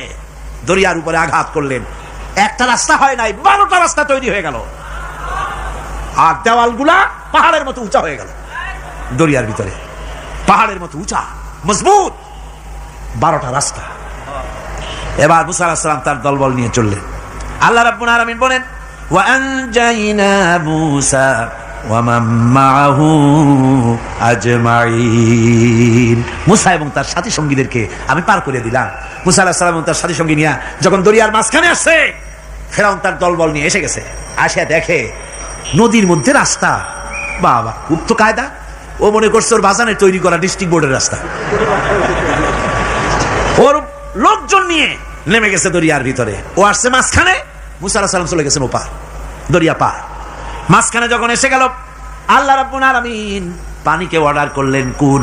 আল্লাহর তো বটন টেপা লাগে না, মুখ দিয়া কোনো হুকুম করা লাগে না, শুধু বলেন কোন। যে ব্যাপারে কোন বলেন ফায়াকুন, সাথে সাথে হয়ে যায়। আল্লাহ বললেন কোন, আর অমনি রাস্তা বন্ধ হয়ে গেল। এবার তুফান শুরু হয়েছে নদীতে, ঢেউয়ের উপরে ঢেউ, মৌজুন কাল জিবাল, পাহাড়ের মতো উঁচু হয়ে হয়ে ঢেউ আসতেছে। দলবল ঘোড়া আর অস্ত্রপাতি যা ছিল সব মরে শেষ। এবার ফেরাউন একা উপরে ওঠে আর নিচে নামে, পানি খেতে খেতে পেটের কাম সারা। জনমের খাওয়া খাইছে পানি, এখন জান যায়, বাঁচবার আর উপায় নাই, বাঁচবার আর উপায় নাই। ফেরাউন তার নিজের জীবন সম্পর্কে হতাশ হয়ে গেল। এবার ফেরাউন বলতেছে, আমানতু আন্নাহু লা ইলাহা ইল্লাল্লাযী আমানাত বিহি বানু ইসরাঈল। আমি ঈমান আনলাম, আমি ঈমান আনলাম আল্লাহ ছাড়া কোনো ইলাহ নাই। ওই আল্লাহর উপর ঈমান আনলাম যে আল্লাহর উপর ঈমান এনেছে বনি ইসরাঈলেরা। আল্লাহ যাতে ঠিক পায় যে কোন আল্লাহর উপর ঈমান আনছে। বনি ইসরাঈলের আল্লাহর উপর ঈমান আনলাম। আল্লাহ, এই তো মুসলমান হয়ে গেছি, এরপরও আমার সুবাও কেন? আল্লাহ রাব্বুল আলামিন জবাবে বলেন, আল আন, এখন ওয়াকাদ আসাইতা ক্বাবলু ওয়া কুনতা মিনাল মুফসিদিন। এখন ঈমান আনার কথা বলছো, অথচ যুগের পর যুগ, বছরের পর বছর ধরে আমার মানুষের উপরে মন গড়া আইন চালায়েছো, আমার পয়গম্বরের সাথে বেয়াদবি করেছো। আজ তোমাকে আমি ছাড়ছি না, তোমাকে আজকে ছেড়ে দেব না, আমি তোমাকে মারব। আর সমস্ত পানির প্রাণীগুলিকে, স্থলচর প্রাণীগুলিকে আল্লাহ পাক অর্ডার দিয়া দিলেন, এই ফেরাউনের লাশকে ডুবাবি না, পচাবি না, খাবি না। আল ইয়াউমা নুনাজ্জিকা বিবাদানিক, আমি তোমার শরীরে বাঁচায় দেব। পোকে খাবে না, পানিতে পচবে না, মাছে খাবে না, কুমিরে খাবে না, দুনিয়ার কোনো পশুতে খাবে না। আমি তোরে শুটকি বানাইয়া রাখবো, যাতে করে দুনিয়ার সমস্ত ফেরাউন যত যুগে যুগে আসে তোরে দেখে যেন হেদায়েত নিতে পারে। ফেরাউনকে আল্লাহ শুটকি বানায় রাখছে। আমি ফেরাউনদের লাশ দেখেছি ব্রিটিশ মিউজিয়ামে। ফেরাউন তো একটা না, অনেকগুলা। আসলটারে অবশ্য দেখিনি। ব্রিটিশ মিউজিয়ামে ওই ফেরাউনগুলার লাশ যখন অসুবিধা হয়, মমিগুলি, তখন ইংল্যান্ডে নিয়ে যায় চিকিৎসা করাবার জন্য। চোখ টোক আছে গর্তের ভিতরে, তারপরে চামড়া টামড়া হাড়ের সাথে মিশানো, ওইভাবে চেহারা দেখলে মনে হয় যে সত্যি ফেরাউনিগুলা। আর ব্রিটিশের কাম মিশর থেকে না আনছে এমন কোন জিনিস নাই। আমি সেখানে এক বক্তৃতা বলছিলাম, আপনারা এদের এখন সভ্য, এদের এখন ভদ্র, এরা হলো ইন্টারন্যাশনাল শো। ওরা সারা দুনিয়া চুরি করেছে। লন্ডনে বক্তৃতা করেছি, সারাটা দুনিয়া চুরি করছে, আমাদের দেশকে শোষণ করেছে। এই বিশাল ভূভাগকে শোষণ করে ইংল্যান্ডের দ্বীপটাকে তারা সাজাইছে। তারা ময়ূর সিংহাসনের, শাহজাহানের ময়ূর সিংহাসনের ময়ূরের বাম চোখে কোহিনূর মণি লাগাইছিলেন। শাহজাহান ময়ূরের ডান চোখে কোহিনূর মণি লাগায় নাই। কোহিনূর মণির অনেক দাম, আমি দেখে এসেছি মণি। এখন সেটা কুইন এলিজাবেথের মুকুটে শোভা পাচ্ছে। সেই মণি এমনি বলে প্রবাদে 7 রাজার ধন 1 মাণিক্য, বলেন এরকম অনেক দাম। শাহজাহান দেখালেন, আমি মুসলমান, আমার কাছে এটার দাম নাই, এই জন্য ময়ূরের ডান চোখে লাগালাম না, বাম চোখে লাগাই দিলাম। এইটারে চুরি করছে। তারপরে মিশর থেকে, মিশরের মমি চুরি করেছে, জুতা চুরি করছে, ছাতি চুরি করছে, পিসা চুরি করেছে। আমি বললাম, এগুলা কি ভদ্রলোক নাকি? এরা জুতা চোর, পিসা চোর, লাঠি চোর, সব চুরি করেছে। যাই দেখেন ব্রিটিশ মিউজিয়ামের মধ্যে সব দুনিয়ার চুরি করা জিনিস নিয়ে তারা মানুষকে দেখাইয়া পয়সা অর্জন করছে। টিপু সুলতানের তরবারিটা পর্যন্ত চুরি করেছে। আজ পর্যন্ত ব্রিটিশ মিউজিয়ামে টিপু সুলতানের তরবারিটা আছে, আমি তরবারিটা দেখে এসেছি। আমার বন্ধুগণ, বলতেছিলাম যে পৃথিবীতে আল্লাহ রাব্বুল আলামিন নবীরা তাদের চরিত্র দিয়ে বিপদের মোকাবেলা করে, দুনিয়ার সামনে কঠিন বিপদের মোকাবেলা করে অবিচলতা, দৃঢ়তা দেখায় গেছেন যে কেমন করে এই পৃথিবীতে বিপদের সামনে মোকাবেলা করতে হয়। ধৈর্য ধরতে হবে, বিপদ আসবে পাহাড় সমান হয়ে, আপনাকে ধৈর্য ধারণ করতে হবে সেভাবে বুক বেঁধে। যেহেতু এটা যদি বিশ্বাস হয় যে আমার কিসমতে যা আছে তার থেকে বেশি কিছু হবে না, তাহলেই আপনার ধৈর্য আসবে, ভয় পাবেন না। কথা ঠিক কিনা কন? এবারে হযরত হুদ আলাইহিস সালাম সম্পর্কে আল্লাহ রাব্বুল আলামিন বলেন, হযরতে হুদকে যখন ষড়যন্ত্র হলো কাফির বেঈমানেরা তাকে মেরে ফেলার জন্য যখন সরকারি ষড়যন্ত্রে লিপ্ত হয়ে গেল, হযরতে হুদ সমাজের এই চ্যালেঞ্জের মোকাবেলা করলেন। হযরত হুদ বলেন, ফাকিদুনি জামিআন সুম্মা লা তুনজিরুন ইন্নী তাওয়াক্কালতু আলাল্লাহি রাব্বি ওয়া রাব্বিকুম। তোমরা তোমাদের ষড়যন্ত্র আমার বিরুদ্ধে যত পারো আমার বিরুদ্ধে ষড়যন্ত্র চালাও, এতটুকু আমার অবকাশ দিও না। আমি এমন আল্লাহর উপরে ভরসা করেছি যার হাতের ভিতরে তোমাদেরও জান আর আমারও জান। যা পারো তাই করো। সরকার সমস্ত শক্তি একত্রিত হয়ে আমার মোকাবেলা করো। একদিকে হুদ আলাইহিস সালাম, আর একদিকে গোটা জাতি। হযরত হুদ ভয় পায় নাই। সুবহানাল্লাহ কোন? ঈমান বিল্লাহ মানুষের কলিজাকে এভাবে শক্ত করে দেয়। কোন আলহামদুলিল্লাহ। এবারে এই বিপদের, কঠিন বিপদের মোকাবেলা করে আমার রাসূল যে প্রমাণ দিয়া গেলেন, আমার রাসূল যে কঠিন বিপদের মোকাবেলা করলেন, ভাইয়ের আমার, হিজরতের রাতে সওর পাহাড়ের ভিতরে যখন তিনি আশ্রয় নিলেন, হযরতে আবু বকরের সাথে ছিলেন। হযরতে আবু বকর রাদিয়াল্লাহু তাআলা আনহু বলেন, হুজুর আপনি দাঁড়ান, এটা তো পাহাড়িয়া গুহা, গুহার ভিতরে সাপ থাকতে পারে, বিচ্ছু থাকতে পারে, আমি আগে ঢুকি, বিপদ যদি হয় আমার উপর থেকে হয়ে যাক। গুহার ভিতরে নেমে গুহা সাফ করলেন। এরপরে হুজুরকে ডাকলেন, হুজুর তাশরীফ নিলেন গুহার ভিতরে।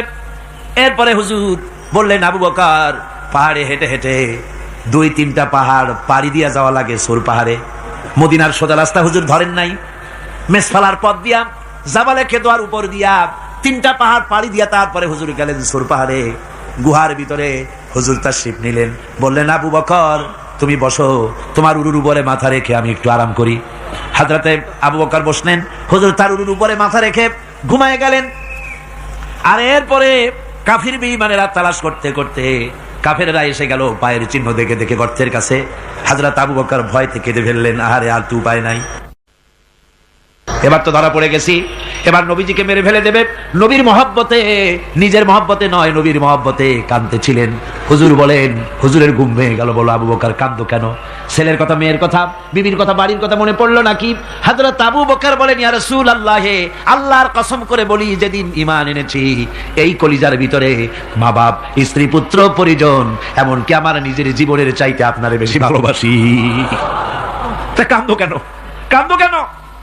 হযরত আবু বকর বলেন, হুজুর ধরা পড়ে গেছি, কাফেররা এসে গেছে, গর্তের কাছে তাকালি আমাদের দেখতে পাবে, আমরা তো মাইনরিটি, ওরা তো মেজরিটি, আমরা তো ধরে মারি ফেলাই দেবে, আপনাকে মেরে ফেলে দেবে, এই জন্য কাঁদি। আল্লাহ রাব্বুল আলামিন, হুজুর তখন কি দৃঢ়তা, কি অবিচলতা, কি ধৈর্যের পাহাড় সম মনোবৃত্তি তখন দেখালেন। আল্লাহ কোরআন শরীফে চিরকাল যাতে মানুষেরা হেদায়েত নিতে পারে সেজন্য হুজুরের কথা উঠায় দিলেন কোরআনে। আল্লাহ পাক বলেন, ইযহুমা ফিল গার ইয ইয়াকুলু লিসাহিবিহি লা তাহজান ইন্নাল্লাহা মা'ানা। ও বন্ধু, ভয় পেও না, আল্লাহ আমাদের সাথে আছেন। সুবহানাল্লাহ। আল্লাহ আমাদের সাথে আছেন, আমরা মাইনরিটি নই, আমরাই মেজরিটি। আল্লাহ আছে আমার সাথে, ভয় পাওয়ার কোনো কারণ নাই। সুবহানাল্লাহ। আল্লাহ পাক বলেন, ফাআনসালাল্লাহু সাকিনাতাহু আলাইহি ওয়া আইয়াদাহু বিজুনুদিন লাম তারাওহা।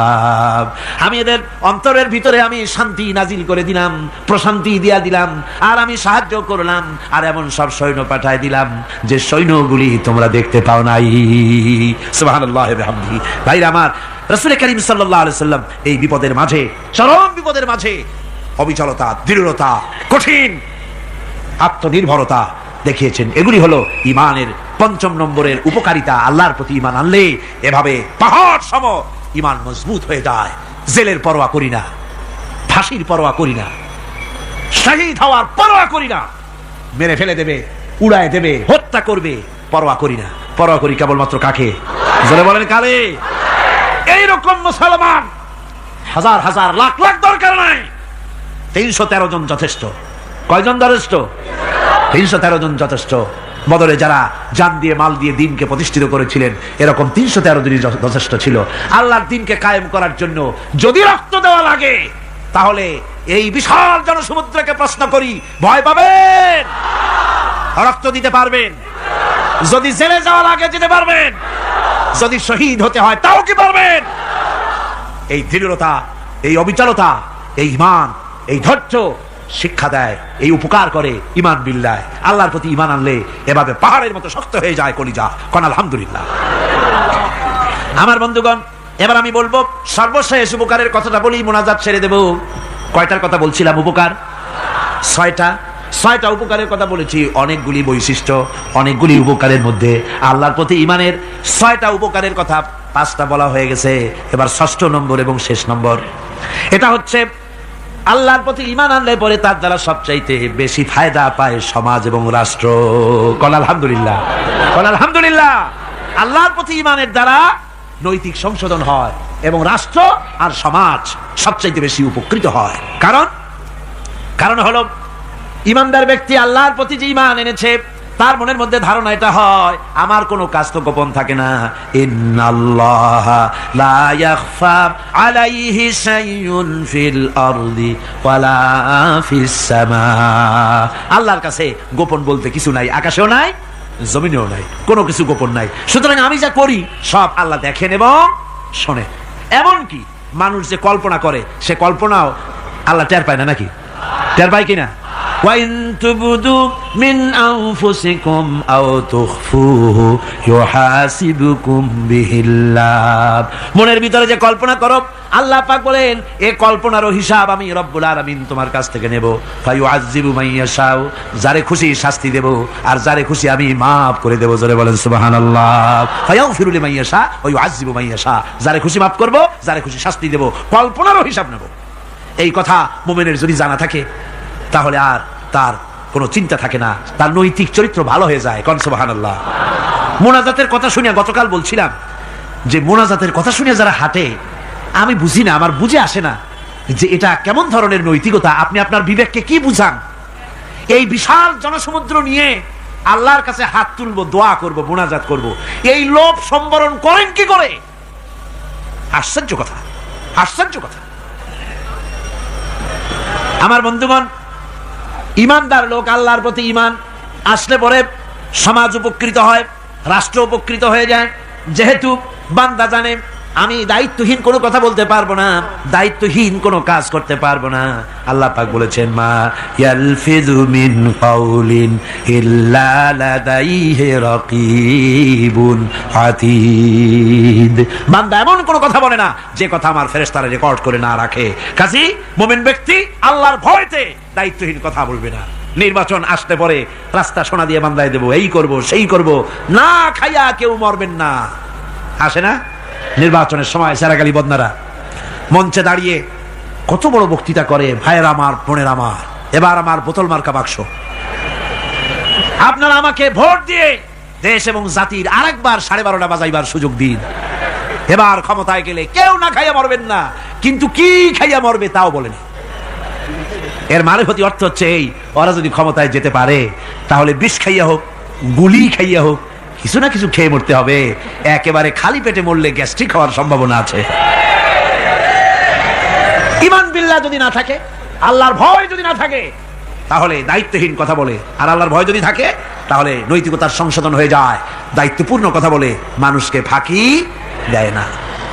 আমার বন্ধুগণ, আল্লাহ রাব্বুল আলামিন তার বান্দা যারা আল্লাহকে ভয় করে, সে ভয় করা বান্দাগুলির মনের মধ্যেই চিন্তা এসে যায়, আমি যেখানে থাকি না কেন আল্লাহ আমাকে দেখতেছেন, শুনতেছেন, রাতে হোক দিনে হোক, যেখানে আছি আল্লাহ আমারে দেখতেছেন। আল্লাহ পাক বলতেছেন, ওয়া হুয়া মাআহুম ইজ ইউবাইতুনা মা লা ইয়ারদা মিনাল কাওলি ওয়া কানা আল্লাহু বিমা ইয়ামালুনা মুহীতা। আল্লাহ পাক বলেন, আমি তো আমার বান্দার নিকটে তখনও থাকি যখন সে গোপনে গোপনে রাতের বেলায় আমার মর্জির খেলাফ পরামর্শ করে। আমার মর্জির খেলাফ পরামর্শ করতেছে রাত্রে, আমি তো তখনও কাছে থাকি, ওটা আমি শুনি। ইমান যদি আসে তাহলে এই সব কাজ থেকে সে বিরত থাকে। সে যদি কম হয় সেখানেও আল্লাহ, বেশিও যদি হয় সেখানেও আল্লাহ। এমন কোন জায়গা আছে নাকি চিটাগংয়ে যেখানে আপনি একটা আকাম করবেন আর আল্লাহ টের পাবে না? কোন আছে নাকি? আচ্ছা চট্টগ্রামে না থাকুক, বাংলাদেশের কোন জায়গা আছে নাকি? পার্বত্য চট্টগ্রামে যত পাহাড় আছে, উঁচু নিচে জায়গা আছে, ওই জায়গায় বোধহয় আছে নাকি? সারা পৃথিবীতে আছে কোথাও আল্লাহকে ফাঁকি দেওয়ার জায়গা? কোথাও? সব স্পষ্ট। আল্লাহ কি ঘুমায় নাকি? ঘুমায়? তার কাছে দিনও যায়, রাতও তাই। সমানে তিনি দেখতে পান, শুনতে পান, সবকিছু দেখতে পান, সবকিছু শুনতে পান। তাকে ফাঁকি দেওয়ার কোনো উপায় নাই। এই জন্য ৬ষ্ঠ নম্বরের উপকার যেটা হয় সেটা হলো সমাজ উপকৃত হয় ওই মানুষ দিয়ে যার মধ্যে ঈমান আছে। হযরত ওমর রাদিয়াল্লাহু তাআলা আনহু রাতের আধারে শেষ রাত্রে ঘুরতেছিলেন, দেখেন এক বাড়িতে কথা হচ্ছে, কথাবার্তার আওয়াজ পাওয়া যায়। মনে করলেন কোনো অসুখ বিসুখ নাকি। ঘরে গিয়ে কান পাচ্ছেন দেওয়ালের সাথে, শুনতে পাচ্ছেন ভিতরে বুড়ি মা তার মেয়েকে বলছে, এই মেয়ে ওঠ, উঠের দুধ দোয়াই নিয়ে আসছি, এর মধ্যে পানি মিশা, তারপর সকালে বাজারে নিয়ে যা। মেয়ে বলছে, মা এই কামটা আমি পারবো না। কেন পারবি না? হযরত ওমর ফরমান জারি করেছেন, দুধে পানি মিশাতে নিষেধ করেছে, কাজে এই কাজটা আমি পারবো না। হ্যাঁ আরে বেটি, আমিরুল মুমিনিন দেখ এখন কোথায় যায়, ঘুমায় আছে, সে কি দেখতেছে নাকি যে পানি মিশাই নাকি মিশাই? মেয়ে বলতেছে, মা আমিরুল মুমিনিনকে ফাঁকি দেওয়া যেতে পারে, তার পুলিশ বাহিনীকে ফাঁকি দেওয়া যেতে পারে, কিন্তু আল্লাহ রাব্বুল আলামিনের চোখকে ফাঁকি দেওয়া যাবে না। হযরত ওমর এই কথা শুনে বাড়ি চলে গেলেন আর নিজের ছেলেকে ডেকে বললেন, ছেলে আমার, অমুক জায়গায় একটা বাড়ি আছে, সেখানে একটা যুবতী মেয়ে আছে, ওই মেয়েটার বিয়ে হয়েছে কিনা শোনো, যদি বিবাহ না হয়ে থাকে তুমি তোমার নিজের বিয়ের প্রস্তাব দাও। আমিরুল মুমিনিন এই মেয়েটা সুন্দরী কেমন, স্বাস্থ্য কেমন কিছুই দেখলেন না, দেখলেন তাকওয়া। কি দেখলেন? তাকওয়া, আল্লাহর ভয়। আল্লাহর ভয় যখন একটা জাতির মধ্যে আসে, পুলিশ লাগে না, পুলিশের কাজ কমে যায়। পুলিশ তো পাহারা দিতে দিতে অস্থির হয়ে যায়, সারা রাত দিন সমানে কষ্ট করতে হয় তাদের। অধ্যাপক মুফিজুর রহমান সাহেব কালকে যে কথাটা বলছিলেন, আসামি পুলিশেরা কত কষ্ট করে জানবাজি করে আসামি ধরে, আর টেলিফোন আসে, হ্যালো কে, চিটাগংয়ের এসপি নাকি? বলে হ্যাঁ। কারে ধরছো? ধরছি তো বল্টু মিয়ারে। ছাড়ো মিয়া, বল্টু আমার দলের লোকটা তুমি ঠিক পাও নাই, তোমার নাক টাইট দিয়ে দেবে। বল্টুরিও ছাড়ো আর তার বন্দুকও ছাড়ো, ঠিক কিনা আমার ভাইয়েরা? সুতরাং ঈমান যদি এসে যায় জাতির মধ্যে, পুলিশের দরকার হবে না, পুলিশ দরকার হবে কিন্তু তাদের ডিউটি কমে যাবে, আসামিরা আর অন্যায় কাজ কম করবে। রাসূলুল্লাহ যখন প্রেসিডেন্ট হয়েছিলেন, একজন মহিলা জিনা করেছিল, হাদিস শরীফে এসেছে ওই মেয়ে লোকটাকে জিনা করতে কেউ দেখে নাই, জিনা করার পর তার মধ্যে অনুভূতি জাগলো, এমন পাপ করেছি এখন তো আমার জাহান্নাম ছাড়া উপায় নাই। মেয়ে লোকটি রাসূলুল্লাহর কাছে এসে গেলেন, এসে বললেন, হুজুর আমি তো জিনা করেছি, আমার শাস্তি দেন। হুজুর মুখ ডান দিকে ফিরালেন, মেয়ে লোকটা ডান দিকে এলো, বললো জিনা করেছি, শাস্তি দেন। হুজুর বাম দিকে ফিরলেন, মেয়ে লোকটা বাম দিকে এসে বললো জিনা করেছি, শাস্তি দেন। মেয়ে লোকটা কিন্তু জানে জিনার শাস্তি সহজ ব্যাপার নাই, পাথর মেরে উড়িয়ে দেওয়া, মৃত্যুদণ্ড জানা আছে তার।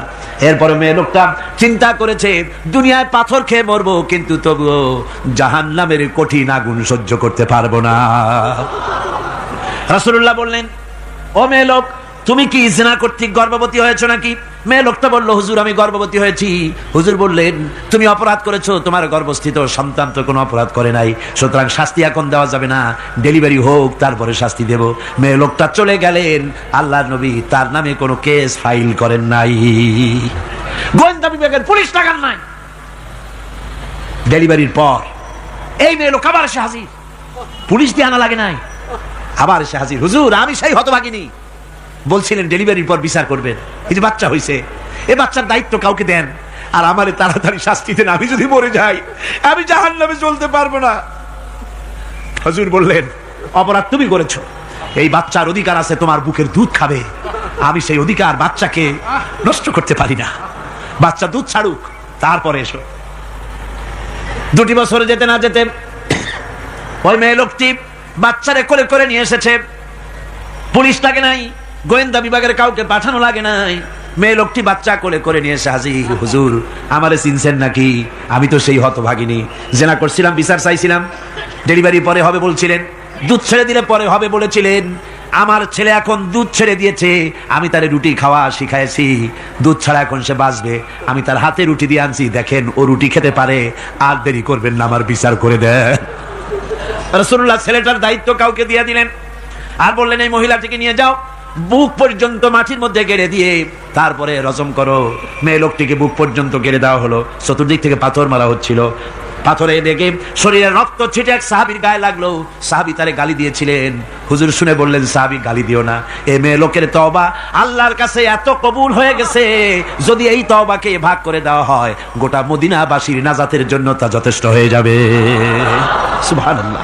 পুলিশ লাগে নাই, এমন সমাজ কায়েম হয় ঈমান বিল্লাহ, আল্লাহর প্রতি ঈমান যদি এসে যায়, জাতির যদি রক্তে রন্ধ্রে রগে রেশায় যদি ঈমান এসে যায়, তাহলে পুলিশ বিডিআর আর্মি আরামে ঘুমাবে, তাদের জন্য পরিশ্রম হবে না, কষ্ট হবে না, অপরাধ প্রবণতা কমে যাবে, মানুষের অশান্তি কমে যাবে, শান্তির বন্যা প্রবাহিত হয়ে যাবে। সুবহানাল্লাহি ওয়া বিহামদিহি। এই জন্য রাসূলুল্লাহ বলেছিলেন, খায়রুল কুরুনে কারনি, সর্বশ্রেষ্ঠ যুগ কার যুগ? জোরে বলেন না, সর্বশ্রেষ্ঠ যুগ কার যুগ? রাসূলুল্লাহর যুগ। জোরে কোন কার যুগ? রাসূলুল্লাহর যুগ। এই জন্য আমি আপনাদের খেদমতে আরজ করতে চাই, ইসলাম এ ধরনের সীমারেখা ঠিক করে দিয়েছে। তিলকা হুদুদুল্লাহ ফালা তা'তাদুহা, এ হলো আল্লাহর সীমারেখা। এই সীমারেখাকে ভঙ্গ করো না, লঙ্ঘন করো না। আল্লাহর উপরে ঈমান পরিপূর্ণরূপে আনো এবং এই ঈমানের উপরে ভিত্তি করে নিজেদের জীবনকে পরিচালিত করো। এই ঈমান যদি জাতির ভিতরে এসে যায়, তাহলে বৈষয়িক জীবনে, দুনিয়ার জীবনে সত্যিকারের যদি শান্তি পেতে চাই, আল্লাহর উপরে ঈমান আনতে হবে। ইহকাল পরকালে যদি নাজাত পেতে চাই, আল্লাহর উপরে ঈমান আনতে হবে। আর আমরা আমাদের চিন্তা ভাবনায়, ওঠায় বসায়, চলায় ফেরায়, সর্বত্র আল্লাহর উপরে পরিপূর্ণ মাত্রায় ঈমানটা যদি এসে যায়, তাহলেই শান্তি, তাহলেই মুক্তি। গোটা সমাজ শান্তি পাবে, আমরা দুনিয়ায় আরাম পাবো, কিয়ামতে জাহান্নাম থেকে মুক্তি পাবো। জোরে কোন আমিন, আরো জোরে কোন আমিন। বন্ধুগণ, আল্লাহর প্রতি ঈমানের এই কথাগুলি আবারও স্মরণ করিয়ে দেই। লাইসাল বিররা আন তুওয়াল্লু বুজুহাকুম কিবালাল মাশরিকি ওয়াল মাগরিব, পূর্ব পশ্চিমের যত মাথা ঘুরাও, এটাই কোনো কল্যাণের কাজ আসলে নয়। আসল কাজ আল্লাহর উপর ঈমান। আসল কাজ কি? চিল্লা এখন, আসল কাজ কি? আল্লাহর প্রতি ঈমান। সেই ঈমানের কথা এই 3 দিন ধরে বললাম। আর বাকি আছে কয়দিন? বাকি আছে কয়দিন? এই বেহেশতের বাগান আগামী 2 দিন পরে স্তব্ধ হয়ে যাবে। এখানে আর এভাবে এত লক্ষ লক্ষ টুপি, এ ধরনের মুসলমান আল্লাহু আকবরের আওয়াজ, আজানের আওয়াজ ধ্বনিত প্রতিধ্বনিত হবে না। 1 বছরের জন্য নিস্তব্ধ হয়ে যাবে। আল্লাহ যেন বাকি 2টা দিন আমাদের সকলের আশার তৌফিক দেন। সবাই বলি আমিন, জোরে কোন আমিন। আগামীকালকের আলোচনা আরো গুরুত্বপূর্ণ, তারপরের দিন আরো গুরুত্বপূর্ণ, গোটা কোরআনই তো গুরুত্বপূর্ণ। আল্লাহ পাক এই কথাগুলি শোনার, বোঝার, আমল করার তৌফিক যেন আল্লাহ আমাদের দান করেন। জোরে বলেন আমিন, আরো জোরে বলেন আমিন। মুনাজাতের জন্য এবার সমস্ত মানুষ দাঁড়ানো, ভাইয়েরা বসে পড়ে। আজকের মুনাজাতের পর আজান হবে বা জামাত এশার নামাজ পড়ে আপনারা যাবেন। আর যাওয়ার সময়, আসার সময় আপনারা আল্লাহর নামের ধ্বনি দিতে দিতে যাবেন আর আসবেন। গোটা শহর জুড়ে তাফসীর চলাকালীন চট্টগ্রামের আকাশ বাতাস, গাছপালা, তরুলতা, মানুষ, পুরুষ, নারী সবাই যেন টের পায় যেখানে তাফসীরের মাহফিল হচ্ছে। যাবেন এবং আসবেন যখন, মুখ বুঝে যাতায়াত কেন, নারায়ে তাকবীর, আল্লাহু আকবার, ইসলাম ছাড়া অন্য কিছু মানি না, আল কোরআনের আলো ঘরে ঘরে জালো, এসব সুন্দর সুন্দর স্লোগান দিতে দিতে যাবেন, স্লোগান দিতে দিতে আসবেন, আল্লাহর নারা লাগাবেন, আল্লাহর আওয়াজকে বুলন্দ করবেন। আল্লাহ সকলকে তৌফিক দিন। আল্লাহুম্মা আমিন। রব্বানা যালামনা আনফুসানা ওয়া ইন লাম তাগফির লানা ওয়া তারহামনা লানাকুনান্না মিনাল খাসিরিন। রব্বানা লা তুযিগ কুলুবানা বা'দা ইয হাদাইতানা ওয়া হাব লানা মিন লাদুনকা রাহমাতান ইন্নাকা আনতাল ওয়াহ্হাব। ربنا فاغفر لنا ذنوبنا وكفر عنا سيئاتنا وتوفنا مع الأبرار. ربنا وآتنا ما وعدتنا على رسلك ولا تخزنا يوم القيامة إنك لا تخلف الميعاد. আয় আল্লাহ রব্বুল আলামিন, বিশাল এই জনতা নিয়ে তোমার দরবারে হাত তুলেছি। রব্বুল আলামিন, কোরআনে কারীমের মাহফিল বড় আশা করে হাত তুলেছি। মেহেরবানি করে আলোচনার সব রাসূল করিম সাল্লাল্লাহু আলাইহি ওয়াসাল্লামের রূহ মুবারকে পৌঁছায় দাও। तमाम পৃথিবীর মাটির নিচে মুমিন মুমিনাত যারা শুয়ে আছে তাদের রূহের উপরে সব পৌঁছায় দাও। রব্বুল আলামিন, আমাদের মা বাপ যাদের দুনিয়া থেকে বিদায় হয়ে গেছে, কবরগুলিকে জান্নাতের টুকরা বানায়া দাও। রব্বিরহামহুমা কামা রব্বায়ানি সগীরা। সবাই পড়েন রব্বিরহামহুমা কামা রব্বায়ানি সগীরা। আয় আল্লাহ, আমাদের মা বাপ যাদের বেঁচে আছে স্বাস্থ্য ভালো রাখো আল্লাহ, তাদেরকে হায়াতে তাইয়্যিবা দাও, সেহাতে কুল্লিয়া দাও, খাতিমা বিল খাইর করো। রব্বুল আলামিন, কোরআনে কারীমের মাহফিলে বড় আশা করে আমরা হাত তুলেছি, আমাদের জিন্দেগির সকল গুনাহ খাতা মাফ করে দাও। আয় আল্লাহ তাআলা, জীবনে বহু গুনাহ করেছি, গুনাহ করে করে জীবনটারে নষ্ট করে ফেলেছি। আয় আল্লাহ, তুমি দয়া করে মেহেরবানি করে আমাদের জিন্দেগির গুনাহ মাফ করে দাও। রব্বুল আলামিন, না বুঝে সওয়াব মনে করে অনেক শিরক বিদআত আমরা করেছি, মনে করেছি ওতে সওয়াব হবে, আমরা বুঝি নাই। আল্লাহ, আমাদের ভুল বুঝানো হয়েছে, নিজেরাও ভুল বুঝেছি। এভাবে সওয়াবের নিয়তে শিরক বিদআত আমাদের মধ্য থেকে যা হয়েছে, আল্লাহ দয়া করে তুমি আমাদেরকে ক্ষমা করে দাও। আয় আল্লাহ, আমাদেরকে দয়া করে শিরক এবং বিদআত মুক্ত জীবন যাপনের তৌফিক দিয়ে দাও। রব্বুল আলামিন, এত বড় বিরাট তাফসীরুল কোরআন মাহফিল, লক্ষ লক্ষ টাকার প্রয়োজন, আল্লাহ টাকা পয়সার অভাব নাই। রব্বুল আলামিন, তুমি গানি আর আমরা ফকির। আয় আল্লাহ, এই শহরেতে এমন লোক আছে একজনই মাহফিলের খরচ দিয়ে দিতে পারে। আল্লাহ, তোমার বান্দাদের দিল তুমি নরম বানাইয়া দাও। কোরআনের মাহফিল কোন বছর ঋণগ্রস্ত থাকে নাই, এবারও যেন থাকে না।